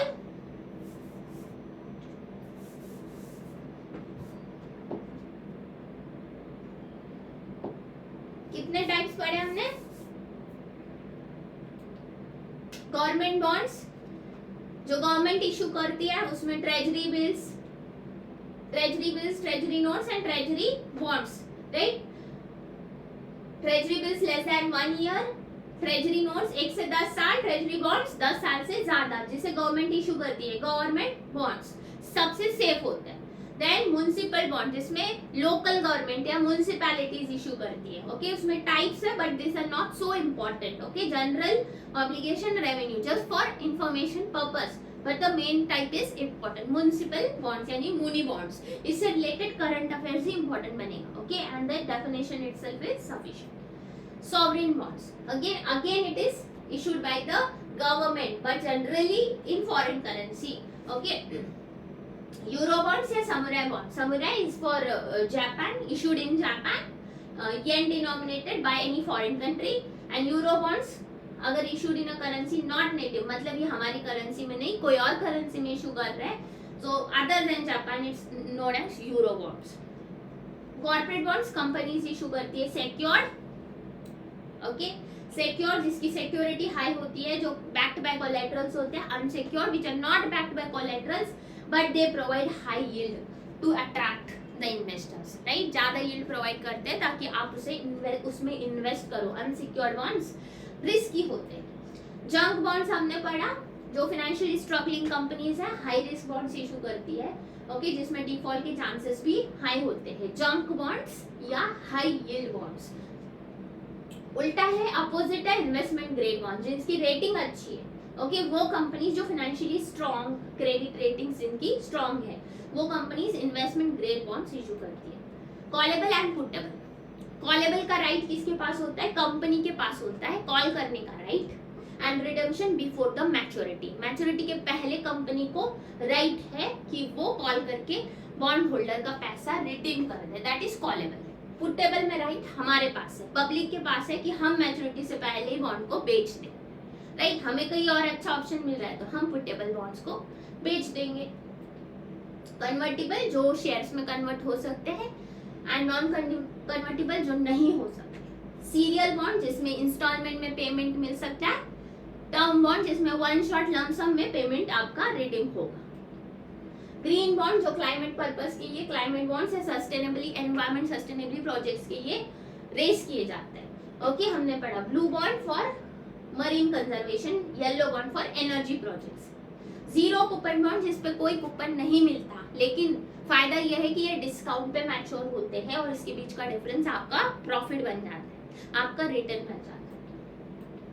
perpetual bond, console या पर्प जिसका कोई मैच्योरिटी नहीं होता, ओके और ना तो ये रिडीम होते हैं, नॉन रिडीमेबल होते हैं, लगातार इनफिनाइट पीरियड तक क्या आपको इस पे इंटरेस्ट मिलता ही रहता। अनसबऑर्डिनेट या सीनियर, सीनियरिटी है बैंक्रप्सी में सबसे पहले इनको पैसा मिलेगा, सबऑर्डिनेट वालों को बाद में मिलेगा क्योंकि वो जूनियर बॉन्ड्स है। कूपन रेट में फिक्स कूपन मिलेगा, फ्लोटिंग में डायरेक्ट रिलेशन है फ्लोटिंग इंटरेस्ट रेट के साथ, repo plus interest, okay repo plus coupon. यहाँ पे इनवर्स फ्लोटिंग में coupon rate minus repo rate या माइनस माइनॉर, कोई भी एक फ्लोटिंग रेट आप चुनो, राइट ऐसे बहुत सारे फ्लोटिंग रेट्स होते हैं तो कोई भी एक फ्लोटिंग रेट का एग्जांपल आप पुट कर सकते हैं। रजिस्टर्ड बॉन्ड जिसका नाम ओनरशिप क्लियर है, राइट जिसका केवाईसी हो चुका है मतलब ओनरशिप क्लियर है, रजिस्टर्ड। जिसका नहीं है बेरर है, जिसके पास बॉन्ड है उसको पैसा मिलेगा, that's bearer bond. Elephant bond मतलब ह्यूज लार्ज इंफ्रास्ट्रक्चर प्रोजेक्ट्स के लिए फंडिंग के लिए एलिफेंट बॉन्ड्स इशू किए जाते हैं। Foreign bonds foreign companies issue करती है डोमेस्टिक मार्केट में, ओके बेसिकली पर्पस क्या है, लोकल इन्वेस्टर्स के लिए ये इशू करते हैं to attract foreign investment. I hope सारे टाइप्स मैंने रिवाइज भी करा दिया आपको।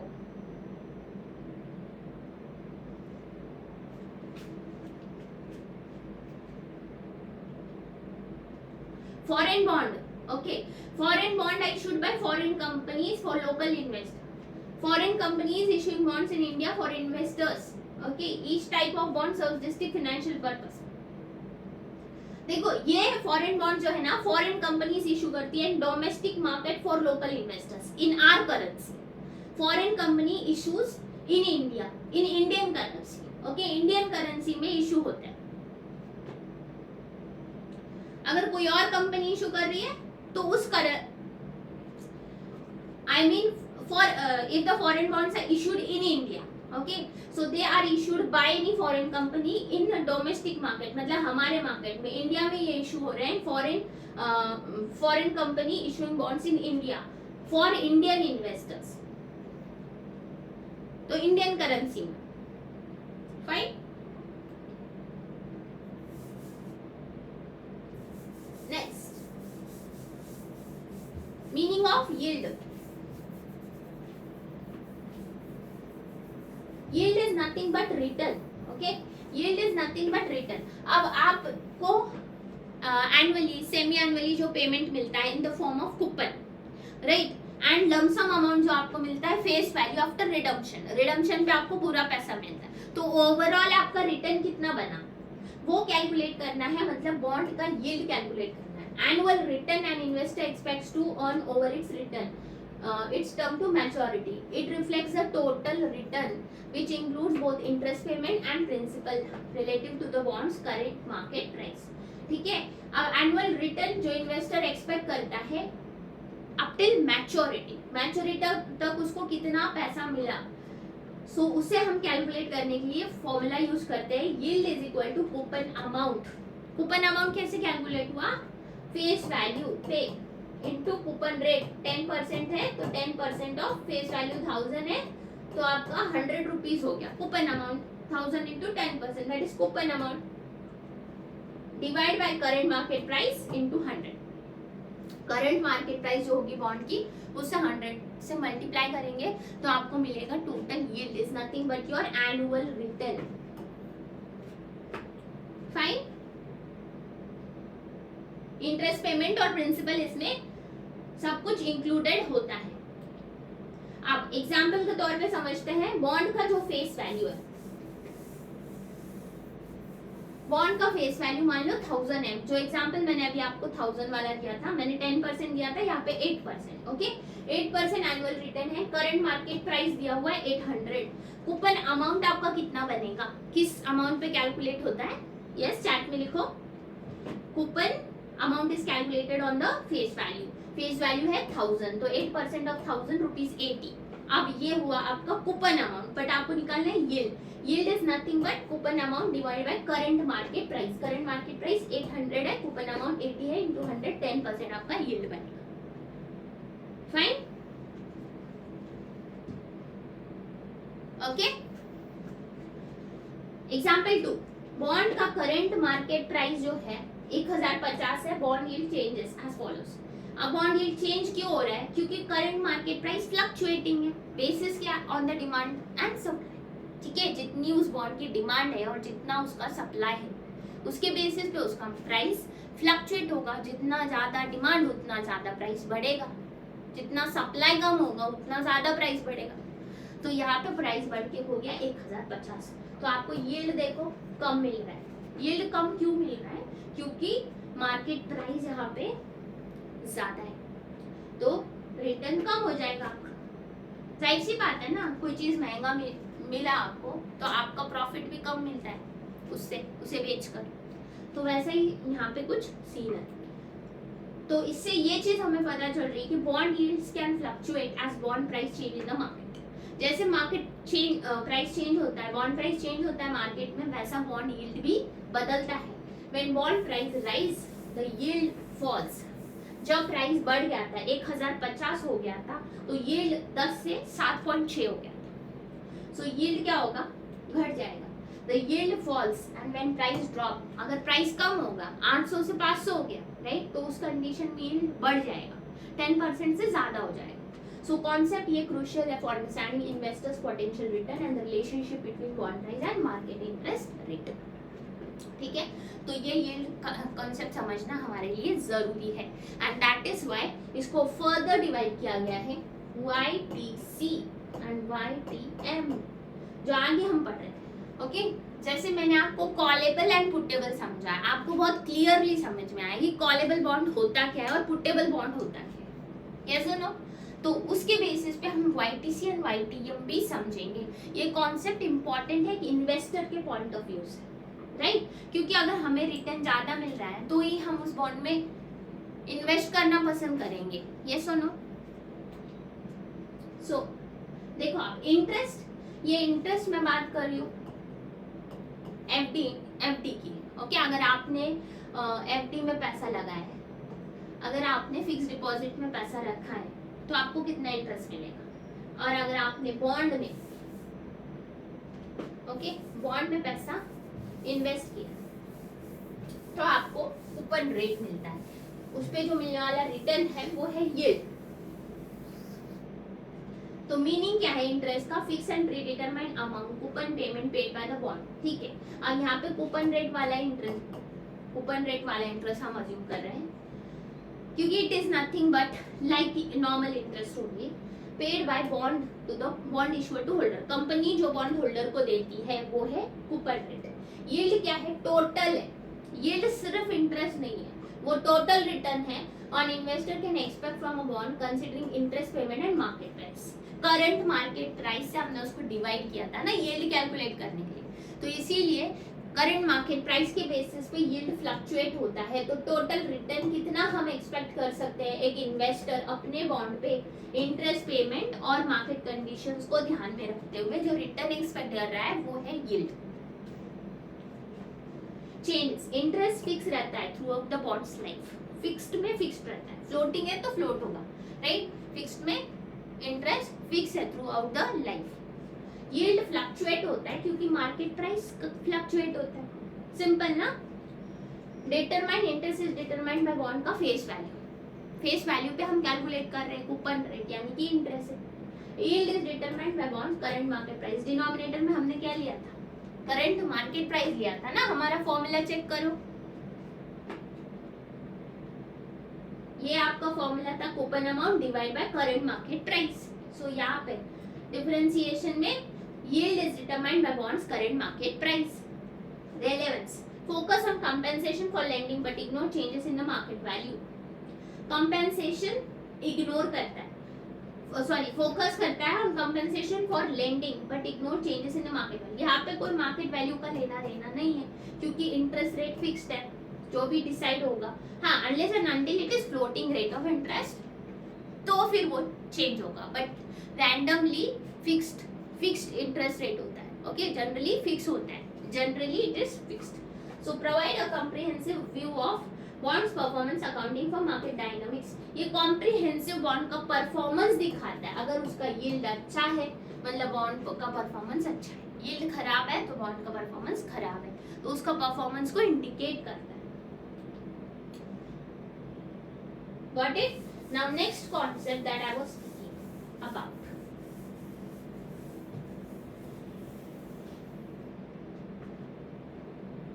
going good? मसाला बॉन्ड ना Dilkush, masala bond will study in money market. Okay, money market में मसाला बॉन्ड समझाऊंगी आपको, अब इसको कंफ्यूज नहीं करना है, ठीक है। That time I will make a comparison for masala bond and foreign bond for you.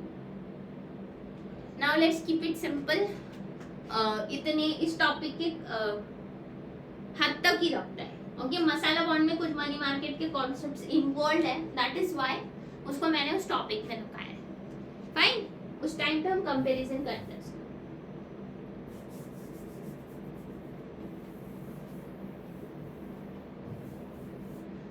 Now YTM and YTC पढ़ना है। ओके, कॉलेबल एंड पुटेबल जैसे हमने पढ़ा वैसा ही यहाँ पे yield to maturity and yield to call रहेगा। Yield to maturity represent total annualised return, मतलब एनुअल जो रिटर्न आपको मिल रहा है मैच्योरिटी तक, नाम में वर्ड मैच्योरिटी है ना, तो मैच्योरिटी तक यील्ड कैलकुलेट करना। And investor can expect from a bond if it is held till maturity. जब तक 10 साल की मैच्योरिटी है तो पूरे 10 साल तक आपको कितना एनुअल रिटर्न मिल रहा है, that is nothing but YTM। Okay, so यहाँ पे भी बॉन्ड का करंट प्राइस कैलकुलेट होगा, कंसीडर होगा, कूपन पेमेंट होगा और उसका फेस वैल्यू होगा, राइट। जो फॉर्मूला रहेगा आपको फॉर्मूला आगे दिखाऊंगी। सो फॉर्मूला में ये सारी चीजें आपकी कंसीडर होगी क्योंकि यहाँ पे बॉन्ड का मैच्योरिटी तक होल्ड किया जा रहा है, ना तो मैच्योरिटी के पहले बुलाया जा रहा है। तो bond holder will receive the bond until it matures. जब तक वो मैच्योर नहीं होता तब तक उसको इंटरेस्ट मिलता रहेगा एंड सारे कूपन पेमेंट्स जो है वो री इन्वेस्टेड होकर किए जाएंगे at the same rate for the bonds current yield. अब इसको एग्जांपल के जरिए समझते हैं फॉर बेटर अंडरस्टैंडिंग. देखो वाईटीएम है, ओके वाईटीएम है. YTM coupon payment plus face value minus market price. इसका डिफरेंस लेना है. फेस वैल्यू आपका 1000 है, मार्केट प्राइस मे बी 1050 है, 1200 है या 800 है, जो भी market price divide by time to maturity. अब टाइम टू मैच्योरिटी मतलब मैच्योरिटी कितने साल का है and divide by face value plus market price. So divide by 2, divide by 2, the whole divide by 2 नहीं, द इतना डिवाइड बाय 2 है और ये न्यूमरेटर में इतना है and this is the denominator portion where you have to calculate yield to maturity. तो coupon value आपको निकालना है 1000 फेस वैल्यू पे. एनुअल कूपन आ गया 60. Okay it is given. Current market price 950 दिया हुआ है, मैच्योरिटी 5 साल दी है. तो यहाँ पे आपको फेस कूपन पेमेंट दिया है. कूपन पेमेंट आपको एनुअल कूपन दिया है 60. आपको 1000 rupees face value minus market price divided by time to maturity मतलब मैच्योरिटी. क्योंकि ये वाईटीएम है, वाईटीसी में we will see it's a different thing. YTM में पूरा लेना है क्योंकि पूरी मैच्योरिटी यूज करेंगे. ठीक है. सो वाईटीएम आ गया आपका 7.18%. तो ये हुआ आपका annualise return until maturity approximately 7.18%. ये आपको कैलकुलेट करना है, फॉर्मूला आपको याद रखना है. ओके 2 मार्क का क्वेश्चन बन सकता है इस पे. Not a descriptive question at all but objective question यहाँ से बन सकता है. तो इससे क्या पता चल रहा है, कॉम्प्रिहेंसिव मेजर है रिटर्न का मतलब पूरा अंटिल मैच्योरिटी आपको क्या रिटर्न मिल रहा है, पूरा interest payment and capital gain या लॉसेस. मतलब आप इसमें लॉस कर रहे हो या गेन कर रहे हो, आपका यील्ड, आपका रिटर्न कितना, ये सब आपको समझ रहा है by yield to maturity. Okay पूरे 5 साल मैच्योरिटी के में आपने कितना रिटर्न कमाया, कितने परसेंट, वो आपको यील्ड से समझ रहा है.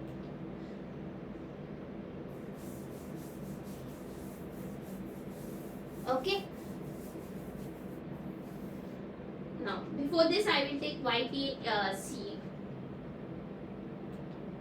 फिर हम रिलेशन पे जाएंगे.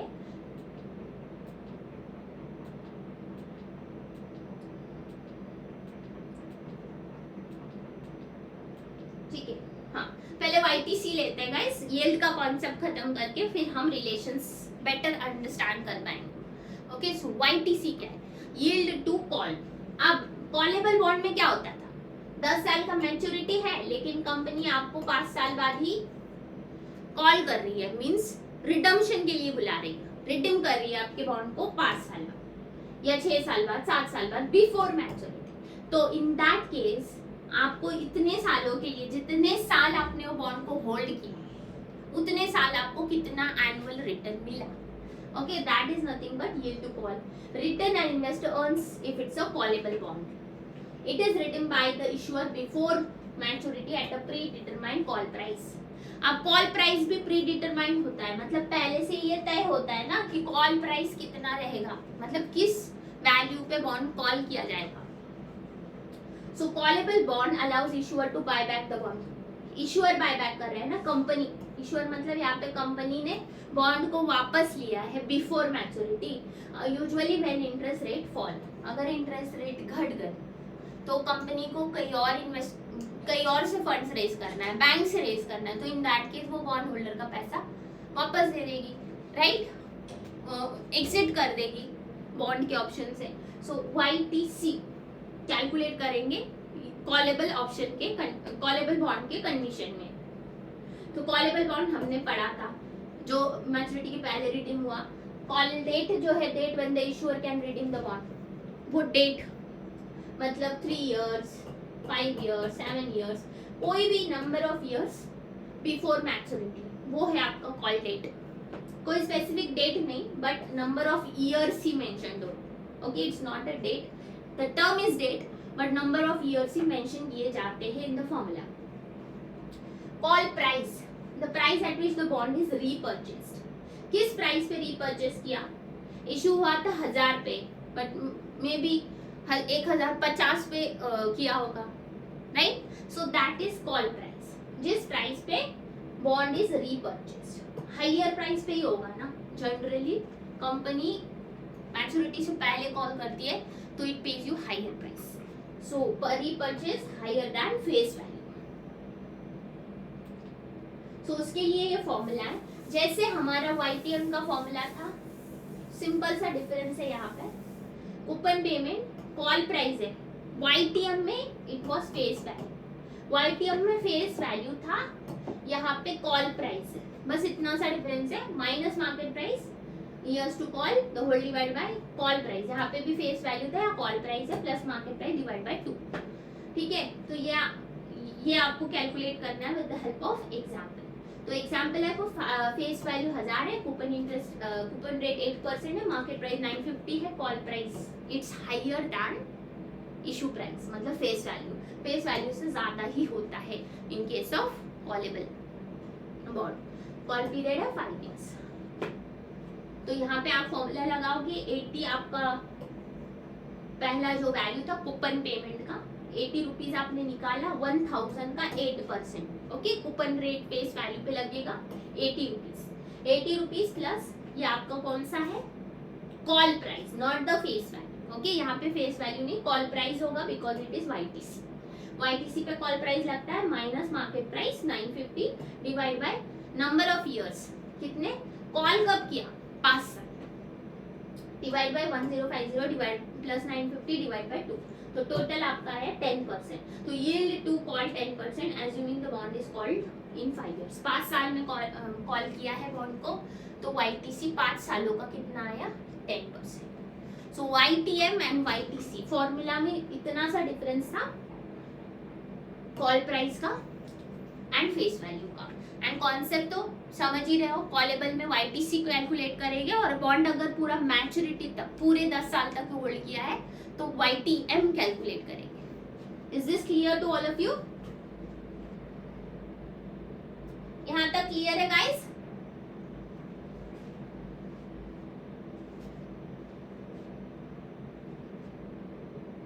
बहुत इंपॉर्टेंट है गाइस, जो भी अटेंड नहीं कर रहे हैं मेक श्योर आप लाइव अटेंड करो इसे, it's high time now, okay.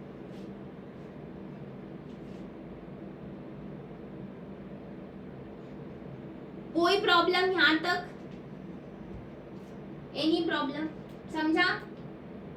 So insights देखते हैं एक बार YTC एंड YTM के। Callable bond benefit issuer, callable bond benefit करता है इशूअर को, मतलब कंपनी को। So companies often call bonds when interest rate fall, allowing them to refinance at lower rates. फिर वही बात जो मैंने आपको पहले समझाया, अगर उनको सस्ते रेट पे कहीं और से फंड्स मिल रहा है, बैंक से मिल रहा है, तो वो कॉलेबल बॉन्ड उनके लिए फायदेमंद चीज है, राइट। रिस्क फॉर इन्वेस्टर्स, हमारे लिए जो इन्वेस्ट कर रहे हैं उनके लिए खतरा है। If a bond is called early, investor use future interest payment. अब 10 साल की मैच्योरिटी है, लेकिन कंपनी ने 5 साल में कॉल किया, तो अगले 5 साल का तो इंटरेस्ट हमें नहीं मिलेगा, अब हमें कोई और ऑप्शन ढूंढना पड़ेगा, तो उतना सा रिस्क है। Future payment and may have to reinvest at lower yields, हो सकता है लोअर यील्ड्स पे आपको पैसा कहीं रीइन्वेस्ट करना पड़ जाए, है ना। या तो कंपनी आपको ऑप्शन देती है कि आप मेरे दूसरे बॉन्ड में इन्वेस्ट करिए, सो वो भी एक ऑप्शन री इन्वेस्टमेंट का बन सकता है जो लोअर यील्ड्स आपको प्रोवाइड करे। Comparison, if YTC is lower then investor face a higher risk of early redemption. अब यील्ड टू कॉल में, okay, very important, YTC yield to call before maturity is lower than YTM. YTM maturity तक yield आपको ज्यादा मिल रहा है and callable के condition में yield आपको कम मिल रहा है, तो इस कंडीशन में इन्वेस्टर का हायर रिस्क है ना, क्योंकि पैसा उसको अगले 5 सालों के लिए मिल ही नहीं रहा है, तो हो सकता है उसको अदर ऑप्शन लोअर यील्ड पे इन्वेस्ट करना पड़ जाए। तो इन दैट केस रिस्क है, यहाँ पे हायर रिस्क है। YTC, understanding YTC help bond investor assess the potential risk and returns when investing in callable bond. Callable bond में इन्वेस्ट करने करते वक्त ये रिस्क और रिटर्न समझना जरूरी है। ओके, YTC समझ के ना। लास्ट कॉन्सेप्ट आज का पढ़ते हैं, सिंपल है। ओके, सिंपल एंड इंपॉर्टेंट दो। HPR, holding period return. Holding period return measures the total return an investor earn over the period they hold a bond, which may be shorter than the maturity. अब यही लग रहा है कि YTC जैसा है, but हल्का सा डिफरेंस है। और वो क्या डिफरेंस है आप कमेंट में बताएंगे मुझे। देखो HPR में क्या होता है, इन्वेस्टर को कितना रिटर्न मिला है, यील्ड में भी हम रिटर्न ही कैलकुलेट कर रहे हैं, but earns over period when the bond which may be shorter, मतलब 10 साल का मैच्योरिटी है, 7 साल, 5 साल, 3 साल, 2 साल, कुछ भी बिफोर मैच्योरिटी, जैसे YTC में होता था वैसे ही है, बट थोड़ा डिफरेंस है। It is more relevant than YTM when investor sells. यहाँ पे क्या हो रहा है, यहाँ पे कॉल नहीं हो रहा है, यहाँ पे बॉन्ड सेल हो रहा है। सेल कौन करता है, इशूअर और बॉन्ड होल्डर। सेल तो बॉन्ड होल्डर कर सकता है in case of puttable bond. Very good, तो पुटेबल बॉन्ड वाला कंडीशन यहाँ पे अप्लाई होगा, right. If we are selling the bond, हमें लग रहा है कि 10 साल नहीं रुकना है, 7 साल बाद आपने क्लोज कर दिया डील, मतलब एग्जिट ले लिया, 7 साल बाद आपने बॉन्ड कंपनी को वापस दे दिया, बेच दिया। ओके, सो उस टाइम तक जो आपको रिटर्न मिल रहा है कंपनी को, या तो आपने सेकेंडरी मार्केट में सेल किया, बट मैच्योरिटी के पहले किया, तो यील्ड आपको जितना मिल रहा है तो उसे हम कैलकुलेट करेंगे थ्रू HPR। कितने सालों तक आपने वो बॉन्ड को होल्ड किया और वो होल्ड करने के बदले में आपको कितना रिटर्न मिला, that is calculated through HPR। Callable के कंडीशन में YTC, ओके, पुटेबल में भी लगता है, बट अगर हमने किसी और को सेल किया है तभी भी हम HPR कैलकुलेट करेंगे। Okay, so holding period return selling before maturity के कंडीशन में कैलकुलेट किया जाता है। सो फॉर्मूला इसका बहुत ही ज्यादा सिंपल है, 2 मार्क का क्वेश्चन पहले बन चुका है इस पे। Very simple, income plus and value minus initial value divide by initial value into 100। सारे वैल्यूज आपको दिए होते हैं, जैसे इनिशियल प्राइस आपको दिया है, ओके, इंटरेस्ट दिया है आपको, एंड एंड प्राइस भी आपको दिया है, एंड वैल्यू। अब ये जो इंटरेस्ट है that is nothing but your income, वो आपका इनकम ही हुआ जो आपने कमाया है इंटरेस्ट के जरिए, 110 रुपए। फिर इन दोनों का डिफरेंस ले लो यहाँ पे और डिवाइड बाय इनिशियल वैल्यू। याद रखना है इनिशियल वैल्यू से डिवाइड करना है, ना कि एंड वैल्यू से, और आपको आंसर मिल रहा है HPR 10.85%। डन।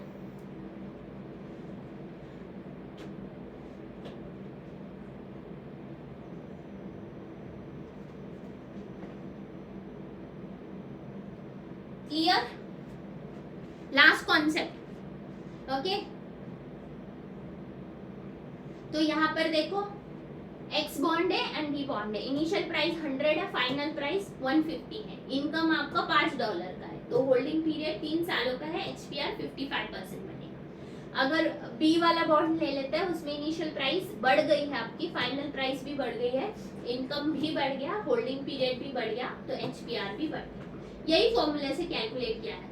तो फंड बी का जो है हाइयर होल्डिंग पीरियड रिटर्न है और टाइम पीरियड यहाँ पे डिफर हो रहा है, सो यहाँ पे हम एनुअलाइज्ड HPR कैलकुलेट करते हैं। अगर आपको एनुअलाइज्ड करना है तो ये फॉर्मूला है जिसमें सिर्फ +1 आता है।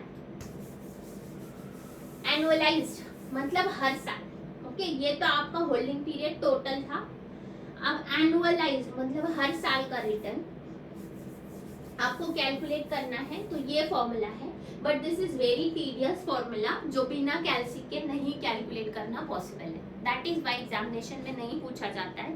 इनकेस पूछा जाए ऐसे क्वेश्चंस तो आपको कैलसी तब अलाउ किया जाएगा, बट जब कैलसी अलाउड नहीं होता है तो ये क्वेश्चन आपके एग्जाम का पार्ट नहीं बनते, तो it's a part of your syllabus, right. तो एक बार इसको देख लो, बस यहाँ पे इसका फॉर्मूला इस तरीके से डिफरेंशिएट कर रहा है, बस बाकी सब सेम है, but there is no point, ऐसा क्वेश्चन आज तक बना नहीं है, just because the calculation is very tedious.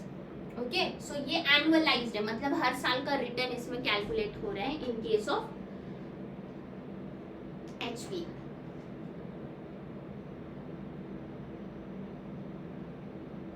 Okay, so HPR is useful when bonds are sold before maturity. Maturity के पहले हम बॉन्ड को सेल कर रहे हैं तो हम HPR को कैलकुलेट करते हैं। HPR इनसफिशिएंट है for comparison, annualise HPR more accurate है। क्यों?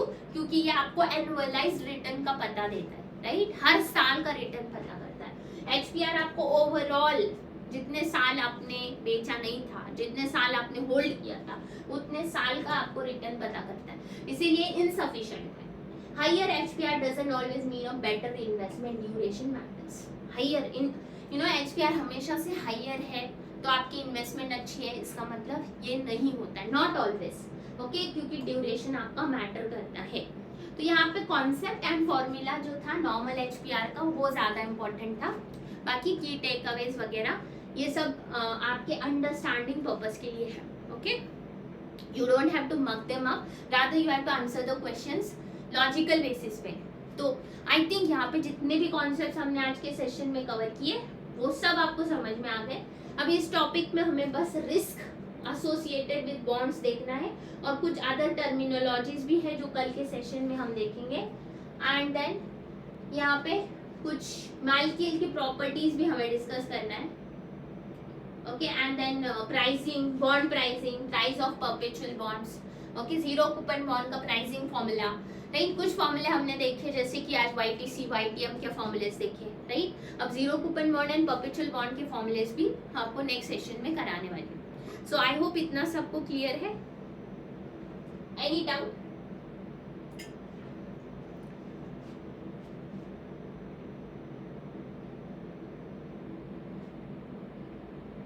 कोई भी डाउट है, you can ask me, I am here.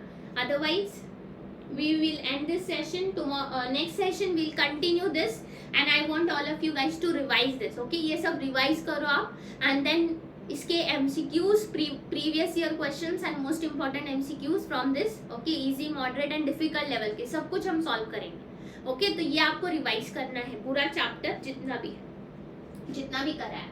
So I think first half an hour में हम ये chapter next सेशन में कंप्लीट करके फिर MCQ सॉल्व करेंगे 1.5 घंटा। तो आई थिंक ये चैप्टर इससे बाहर कुछ भी नहीं आने वाला है। This is the basic to advance level of understanding. अगर हाँ फर्स्ट टाइम अटेंड कर रहे हो तो भी आई गेस आपको समझ में आया होगा बहुत सारी चीज़ें, looking at your response. But अगर कुछ भी डिफिकल्ट लगा होगा तो रिवाइज कर लो, okay? Revision will make you perfect. And थोड़े बहुत जो भी डाउट्स है, या you can ask me now or in the next session also you can ask me, okay? And we'll have a separate doubt clearing also for that purpose. Fine? चलो फिर close करें chapter, okay? we'll let you know in the group. Next session का timing we will let you know, okay? we'll let you know by tomorrow or today, I'll let you know, okay? चलो then let's wind up with the topic, guys. That's all for the day. Okay, bye guys, have a nice time, take care.